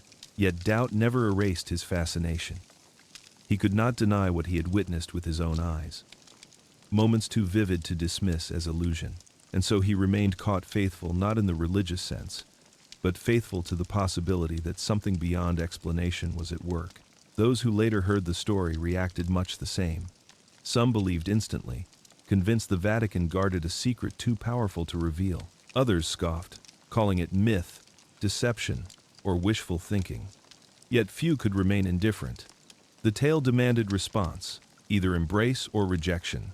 What is faith, after all, if not trust in what cannot be proven? And what is doubt, if not protection against deception? Both are necessary. Both guard against extremes. Without faith, the story collapses into silence. Without doubt, it risks delusion. Between them lies the space where mystery thrives. The Vatican itself seemed to walk this line. Its denials were gentle, not fierce. Its words closed doors, yet left windows ajar. Enough to quiet skeptics, enough to sustain believers. Perhaps the institution, too, understood the need for balance. To confirm would invite chaos. To condemn would crush wonder. Better to leave the story suspended between faith and doubt, where it could breathe without destroying either side. This balance is why the chronovisor lingers in imagination long after it should have been forgotten. Proof is not what keeps it alive. Possibility does. The uncertainty itself is the story's strength. In that space, listeners project their own hopes, fears, and longings. Some see divine confirmation, others see deception. Both are shaped not by the machine but by their own hearts. Perhaps that is the machine's true function, not to reveal the past, but to reveal us, to show how we respond when faced with mystery. Do we lean toward trust or toward doubt? Do we find comfort or discomfort in uncertainty? The chronovisor reflects not only history, but the souls of those who hear of it. As you close your eyes tonight, rest in that space, between faith and doubt, between certainty and mystery. You do not need to decide. You do not need to prove or disprove. You need only rest in the balance, the quiet rhythm of not knowing, the gentle harmony of maybe. For in that balance, wonder survives. Every legend must account for its end. Machines break, experiments fail, objects vanish. The chronovisor, if it existed, could not remain forever untouched. And so the stories diverge, each telling a different fate, each carrying its own weight of meaning. Some say it was dismantled by order of the Vatican itself. The burden had grown too heavy, the risk too great. Better to scatter its pieces, hide them beyond recovery, than to allow them to fall into wrong hands. In this version, the machine died not by accident, but by deliberate choice sacrifice to protect the world from its own hunger. Others say it was locked away, still intact, deep within the archives where sunlight never enters. There it rests beneath dust and cloth, waiting in silence, perhaps guarded, perhaps forgotten. This version comforts those who wish to believe it might one day return, that the machine has not vanished, only slumbers. Still others whisper that it was stolen, smuggled out by unknown agents, spirited into secret laboratories, studied by governments or private powers. If so, it may still operate in hidden rooms, its visions fueling decisions we cannot see. This is the darkest version, one where mystery is no longer sacred, but weaponized. There are even tales of destruction by accident, that the machine, delicate and unstable, collapsed under its own energy, that its final use burned circuits, shattered tubes, left nothing but silence. In this telling, it ended not because of secrecy or theft, but because nothing so fragile can last forever. No version can be proven. Each reflects not the machine itself, but the fears and hopes of those who tell it. To believe it was dismantled is to believe in wisdom. To believe it was hidden is to believe in patience. To believe it was stolen is to believe in corruption. To believe it was destroyed is to believe in fragility. What matters is that it disappeared. No photographs, no schematics, no surviving evidence. Only stories, only echoes. Its absence became as powerful as its presence. A vanished machine invites more speculation than a visible one ever could. Its disappearance became the final act of its legend, ensuring that it would live on not as an object but as a question. The priest carried this disappearance quietly. He spoke less in his final years, as though the burden had grown too heavy. The physicist, too, faded into silence, leaving only fragments of notes, ambiguous and incomplete. Both seemed to withdraw, perhaps relieved, perhaps mournful, at the machine's fate. The chronovisor, whether real or myth, became what all legends must become. Story. A machine that disappeared, leaving behind not circuits but whispers, not proof but wonder. As you rest tonight, imagine that final moment. The room empty, the console gone, the hum silenced. Only dust drifting in lamplight, only silence where once centuries had unfolded. The machine is gone, yet the story remains. And perhaps that is the truest fate of all mysteries, not to endure as objects, but as questions that linger, breathing quietly in the minds of those who dream. Legends rarely name the final witness, but the story always suggests there was one. Someone who sat before the machine when it was used for the last time. Someone who heard its hum fade, who saw its screen flicker, who felt the silence when it ended. Some say it was Father Ernetti himself, old and weary, his hands trembling as he adjusted the dials one last time. Others claim it was an unnamed assistant, a scholar brought in to confirm details, left with a memory he could never share. The image endures, a solitary figure in a plain room. The air is still, except for the steady breath of the operator and the faint hum of circuits. The screen glows softly, shapes forming, voices rising through the static. For a moment, history opens again, revealing faces, places, fragments of lives long gone. The witness leans closer, knowing this is the last time, not because of prophecy, not because of certainty, but because of a weight in the air, a sense that the end has come. The vision, whatever it was, must have carried particular gravity. Some say it showed the crucifixion, clearer than ever before, the agony and the grace written on Christ's face. Others claim it revealed something far more ordinary, a child playing, a family gathered, a sunset fading over stone walls. Still others whisper that the final vision was of the future, a glimpse too dangerous to describe, a warning too heavy to share. When the image faded, the static did not return. The screen went dark, the hum ceased, the air grew cold. The machine had always been temperamental, requiring patience and care. Perhaps a component failed. Perhaps its fragile resonance finally collapsed. Or perhaps it was turned off deliberately, the switch flipped with quiet finality, the operator deciding that no more should be seen. The last witness sat in silence. He knew the weight of the moment. He knew that what had been revealed would not be shared again. He may have written notes, though if he did, they never surfaced. He may have prayed, whispering gratitude or apology, or he may have simply sat, hands resting on his knees, eyes closed, listening to the silence where once centuries had spoken. What does it mean to be the last witness of a mystery? It is to carry knowledge that cannot be proven, to bear memory that no one will believe. It is to walk through the rest of life with an echo others cannot hear. Perhaps that is why no name is remembered. The final witness dissolved into legend, his story absorbed into the larger tale, leaving only the image of a solitary figure watching the last light fade. The chronovisor, if it existed, ended not with spectacle but with silence, not with shouts or proclamations, but with one person watching, quietly, as history closed its window. That silence remains its truest legacy. As you drift tonight, imagine yourself as that witness. The screen glows before you, The hum fills the room. You lean closer, seeing faces, hearing voices. Then, slowly, the glow fades, the hum ceases, and the silence rises. You sit still, breathing, listening. You are the last to see, the last to know, and the silence becomes your companion, gentle and eternal. Long after the machine disappeared, the story lingered in bookshelves and whispered corners of libraries. Scholars came across passing references in obscure journals, footnotes in forgotten volumes, articles yellowed with age.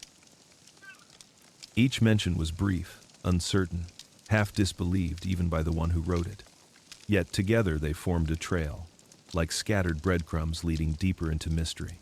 Some discovered transcripts of interviews with Father Anetti, though his words shifted with each retelling. At times he spoke openly, describing visions of ancient theater, lost tragedies restored before his eyes. At other times he was evasive, cautious, hinting without confirming. His contradictions fed the legend, for uncertainty only deepens curiosity. In the Vatican Library itself, whispers grew. Visitors spoke of rooms few could enter, archives where forbidden texts lay bound in leather, their titles unlisted in any catalog. Among these, it was said, might rest notes about the machine, technical sketches, testimonies of witnesses, even photographs. None could prove it. None could deny it. The whispers persisted, carried like dust in the air. The physicists' papers, too, were said to contain hints, equations that made little sense in their published form, diagrams left unexplained, margins filled with cryptic notations. Some researchers claimed to have seen them, tucked in private collections, guarded by families who knew their value. Whether these fragments truly related to the chronovisor or were simply misread remains unclear. But even rumor carries weight, and these whispers fueled the belief that something lay hidden in the folds of scholarship. What is it about libraries that nurtures such whispers? Perhaps it is the silence, heavy with the presence of words. Perhaps it is the sense that every shelf hides not only knowledge but secrets, stories waiting for the right reader. In the dim light between stacks, imagination thrives. A phrase here, a sentence there, and suddenly the possibility of the chronovisor feels alive again. Skeptics insist that the lack of evidence is proof of fiction. If such a machine had existed, surely more would remain documents, photographs, parts of the device itself. Believers counter that the Vatican has always mastered secrecy, that what is hidden well. Between these two positions lies the library itself, filled with whispers, preserving the story not as fact but as possibility. To walk through such a library is to feel the presence of unseen stories. The shelves lean under the weight of centuries. Dust gathers on forgotten volumes. Somewhere, perhaps, lies a page that holds a clue, a sentence that shifts the entire legend. But finding it would require patience, humility, and perhaps a touch of luck, qualities the chronovisor itself once demanded. The whispers in the library remind us that history is not fixed. It is shaped by what is preserved and what is lost, by what is revealed and what is hidden. The chronovisor may be myth, or it may rest in silence, its story scattered in footnotes and fragments, waiting for the right eyes. As you rest tonight, imagine yourself wandering such a library. The air smells of paper and dust. The shelves stretch endlessly. You run your hand along the spines, pausing at titles worn to illegibility. You pull one book free. Inside, a single sentence catches your breath, a whisper from the past, hinting at a machine that once saw time itself. You close the book gently, knowing you will never forget what you read, even if you cannot prove it. In the end, perhaps the greatest creation of the chronovisor was not the visions it revealed, but the silence it left behind. Machines hum, screens glow, static speaks, but silence endures, and silence, in its own way, is invention. Consider the aftermath. The stories spread, then faltered. Interviews were given, then contradicted. A photograph appeared, then was discredited. For each claim, there was a denial. For each revelation, a retreat. And in that rhythm, silence grew. Not empty silence, but deliberate silence, shaped and sustained. It was as if the machine had not only captured the past but created a new future, one where questions outlast answers. The priest, in his later years, embraced this silence. He spoke less, his words carefully chosen, his interviews brief. He seemed weary, as though carrying knowledge too heavy for language. Silence became his shield, his prayer, his gift.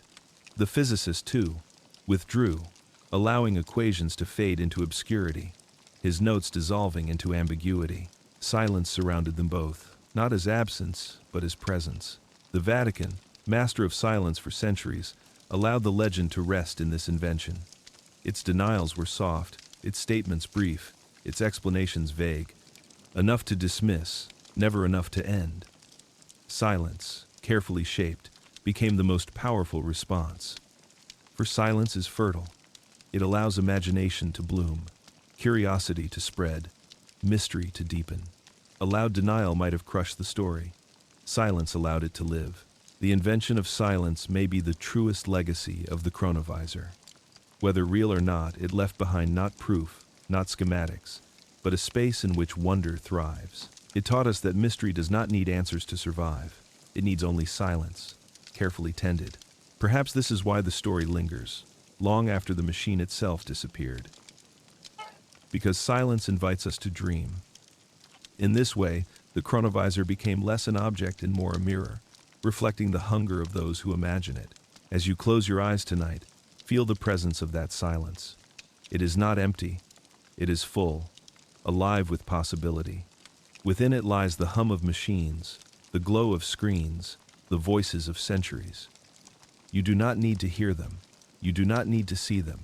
It is enough to rest in the silence, knowing it holds everything, waiting quietly, patiently, like a story that never ends. Every legend about the chronovisor eventually turns to the question of tomorrow. If the machine could reach into the past, then surely it might stretch forward too, revealing what had not yet unfolded. The rumor that it did see the future lingers in quiet corners of the tale, whispered more often than declared. It is a dangerous part of the story, for the future is fragile. To claim it can be seen is to claim more power than anyone should carry. The priest was said to have warned against it.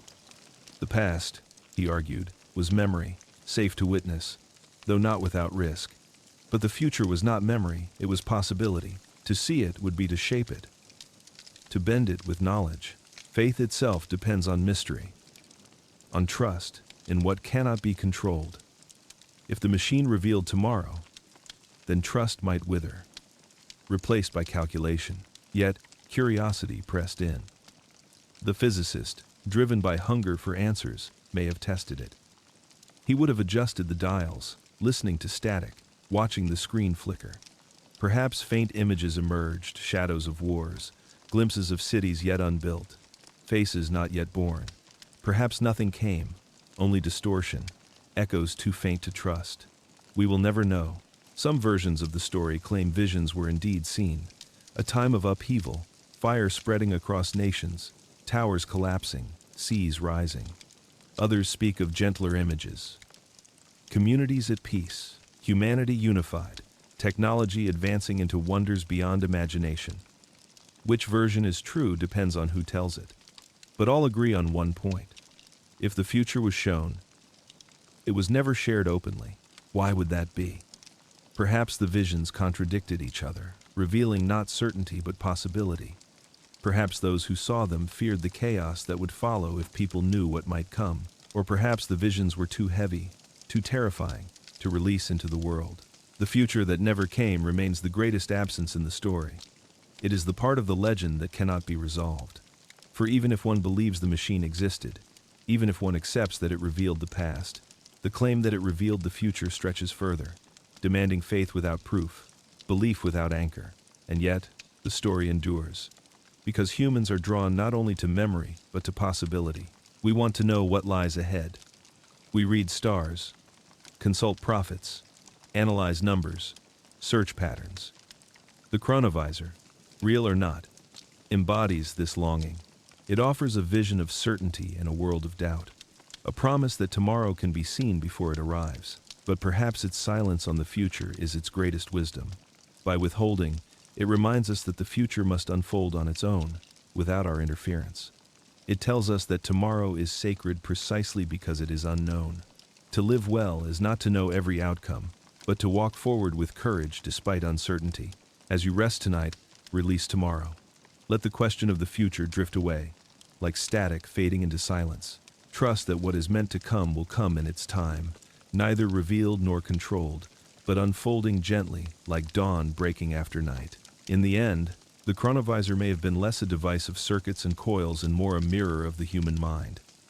The story itself reveals this possibility. For every description of antennas and screens, there are metaphors of memory, resonance, and prayer. The boundary between machine and mind was never clear.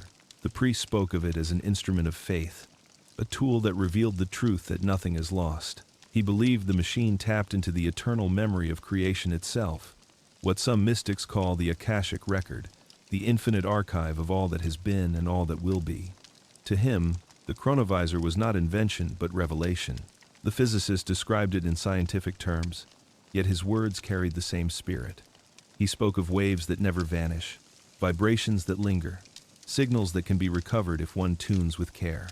The machine was simply a way of amplifying what already existed, an extension of the natural laws that govern memory and resonance. But others, listening to these descriptions, began to wonder, was the machine real at all?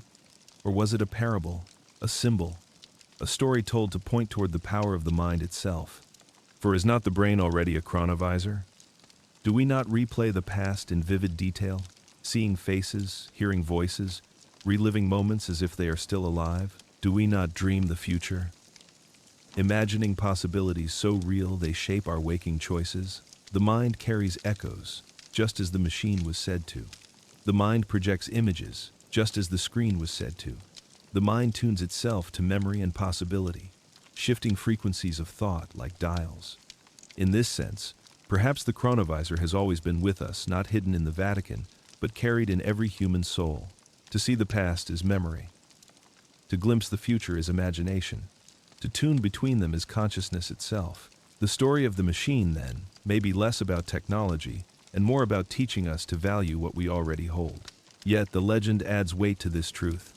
By imagining the chronovisor as external, as a sacred object hidden away, we are reminded to honor the power within. Sometimes we must believe in a machine before we can believe in ourselves. Sometimes the myth outside awakens the truth inside. The machine of the mind is not flawless. Memory bends. Imagination distorts. But even with its flaws, it holds extraordinary power. It allows us to carry the past, to shape the future, to live not only in the moment, but across time. It is our personal chronovisor, quiet and ordinary, yet profound. As you drift tonight, close your eyes and feel that machine within you. The memories you hold are not gone. They live in you, ready to be revisited. The dreams you carry are not fantasy. They are possibilities waiting to unfold. You are both operator and witness. Your mind is the true chronovisor, humming quietly as you sleep, showing you the past, whispering the future, weaving them into the story of your life. The chronovisor, whether real or imagined, has become more than a legend. It is a dream of certainty in a world of mystery, a dream of connection to what is lost, a dream that time itself might be transparent, that nothing truly vanishes, that every moment can still be seen. Dreams endure not because they are proven, but because they speak to the heart. This story survives because it answers longings we all share. The longing to see those we have lost. The longing to know what really happened. The longing to understand where we are going. Whether the machine ever existed is almost secondary. What matters is the yearning it reveals, the questions it keeps alive. The Vatican may have denied it.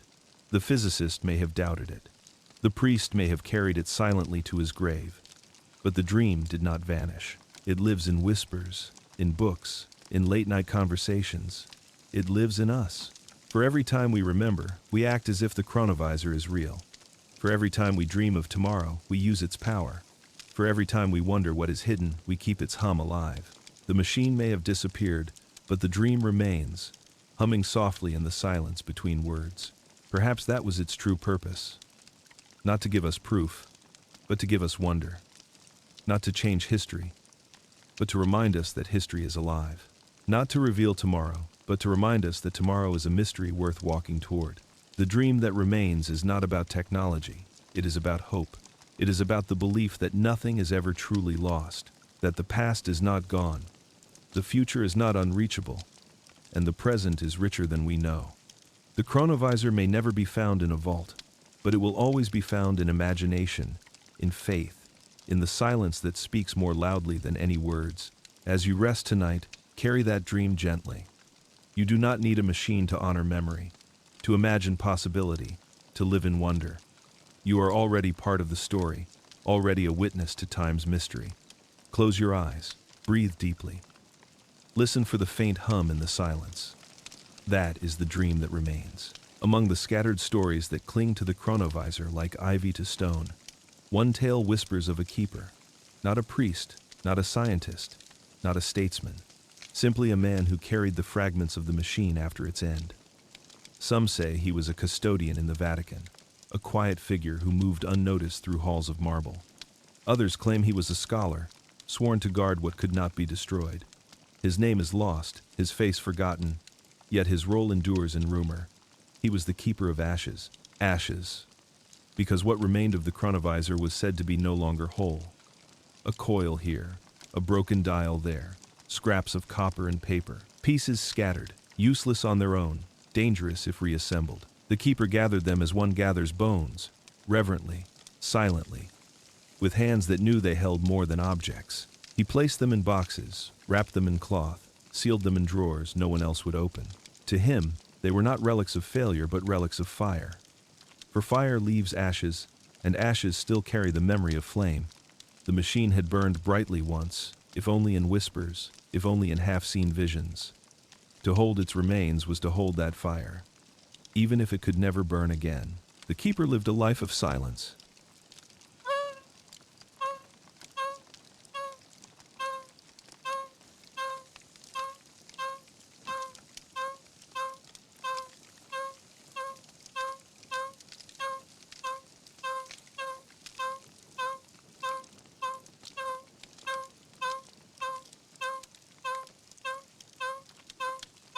He moved like shadow between the shelves of the Vatican's vast archives, cataloging books, dusting spines, carrying keys that jingled softly at his side.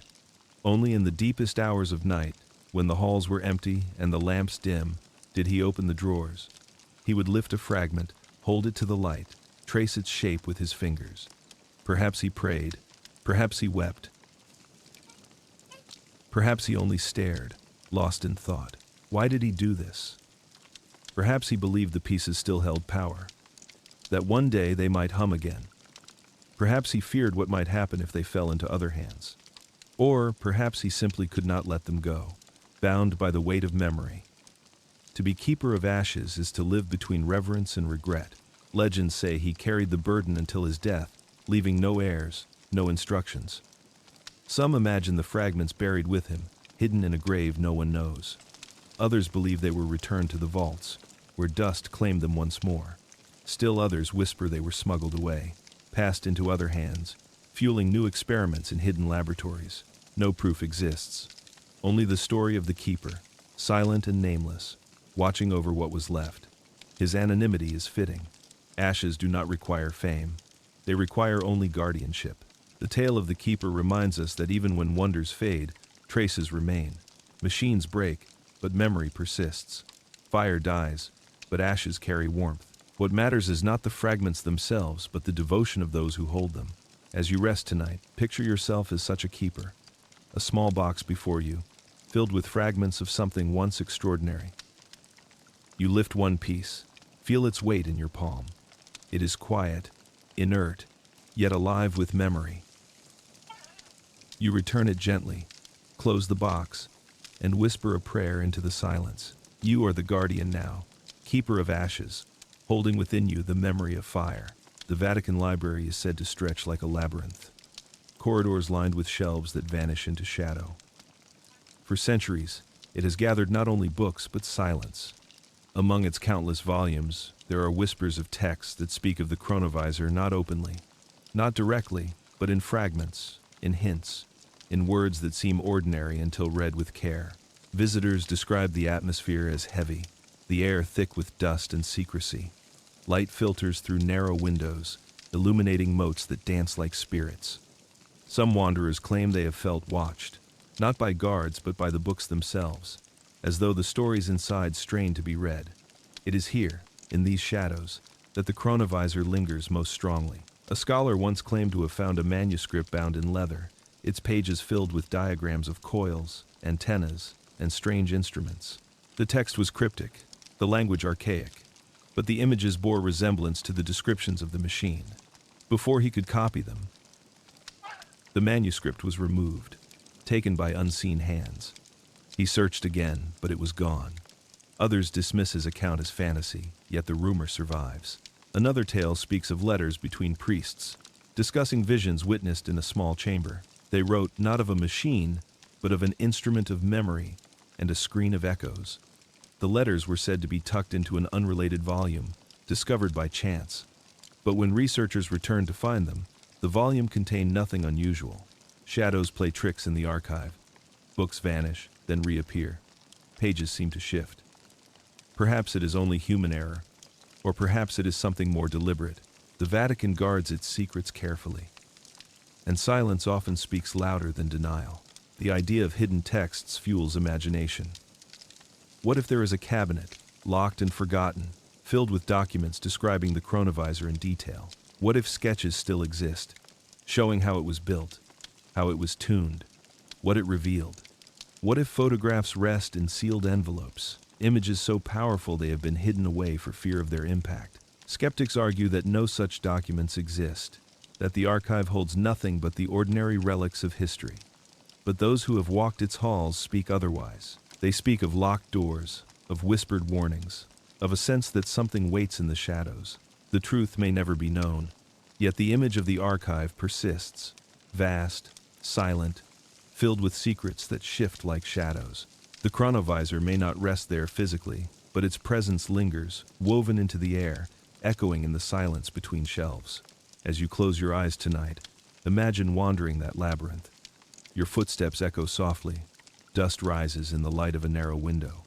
You pause before a shelf, run your hand along the spines, and feel one book resist your touch.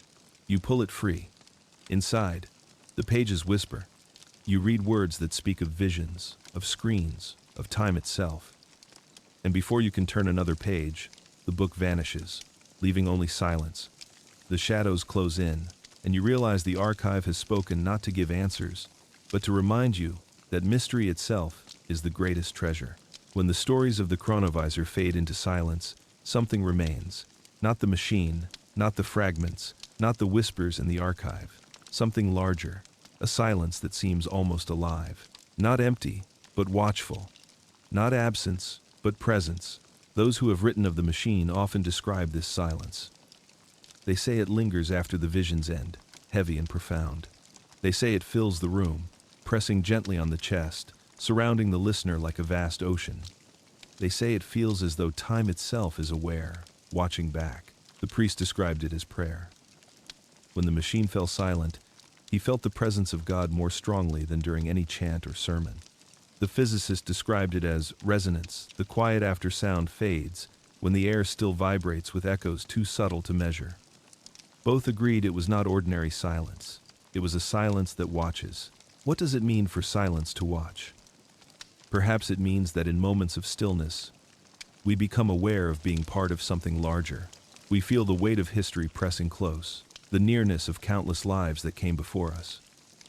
We sense that time itself is not indifferent, but attentive. The machine, whether real or imagined, was only a tool for revealing this truth. The silence it left behind was the real lesson. Legends say that those who sat before the chronovisor carried this silence with them afterward. They walked through life more slowly, more reverently, as though they were never alone. Every room seemed filled with unseen presence, every moment touched by eternity. Some withdrew, unable to bear the weight. Others flourished, transformed by the awareness that time itself was alive. Skeptics dismiss this as imagination, the natural awe that follows strange experiences. But even they must admit that silence has power. It can comfort or unsettle, heal or wound. It can carry more meaning than words. The chronovisor's silence, real or myth, continues to work in this way. It invites us to pause, to listen, to wonder. The silence that watches is perhaps the truest chronovisor of all. For in it, we feel the past, the present, and the future converging. We sense that we are seen, not only by others but by time itself. The machine may have disappeared, but the silence remains, watching gently, endlessly, patiently. As you lie in bed tonight, let that silence surround you. Close your eyes. Breathe deeply. Feel the quiet not as emptiness, but as presence. It watches you softly, not with judgment, but with care. It holds your memories, your dreams, your possibilities. It is the silence of time itself, vast and eternal, humming beneath your breath. Rest within it, knowing you are never alone. The stories tell us that when the chronovisor came alive, it was not like turning on a lamp or adjusting a radio. It was closer to standing before a mirror, one that did not reflect your body but your place in eternity. Those who looked upon its screen said the feeling was unsettling, even when the images were beautiful. They felt seen, not by a machine, but by the weight of all time itself. The priest described it as though the screen was not a window but a mirror, showing that the past was not separate, not gone, but folded into the present, like layers of glass reflecting endlessly. When he witnessed voices from centuries past, he did not feel as though he was intruding upon strangers. He felt that he was looking into the vast mirror of humanity, glimpsing the continuity of life. The physicist spoke differently. He believed that time was not linear but cyclical, like waves overlapping. The chronovisor, in his mind, tuned into these cycles, catching moments that still resonated in the present. When he looked at the screen, he thought of resonance chambers and standing waves. Yet even he admitted that the effect was personal. To see the mirror of all time was to see yourself reflected in the great unfolding of history, to sense that your own life was only one ripple in an infinite ocean. For others, the mirror was less comforting. To look upon it was to feel small, insignificant, fragile. What is one person compared to empires, to centuries, to endless cycles? Some whispered that to gaze too long was to risk despair. For the mirror revealed not only glory but also suffering, cruelty, loss. History was not kind, and to watch it unfiltered was to confront wounds that still echo. But perhaps this was the truest gift of the mirror. It refused to flatter. It showed humanity as it was, not as we wish it to be. It reflected both light and shadow, reminding us that we carry both within ourselves. The priest would often say that to face the mirror of all time was to face your own conscience, to measure your life against eternity.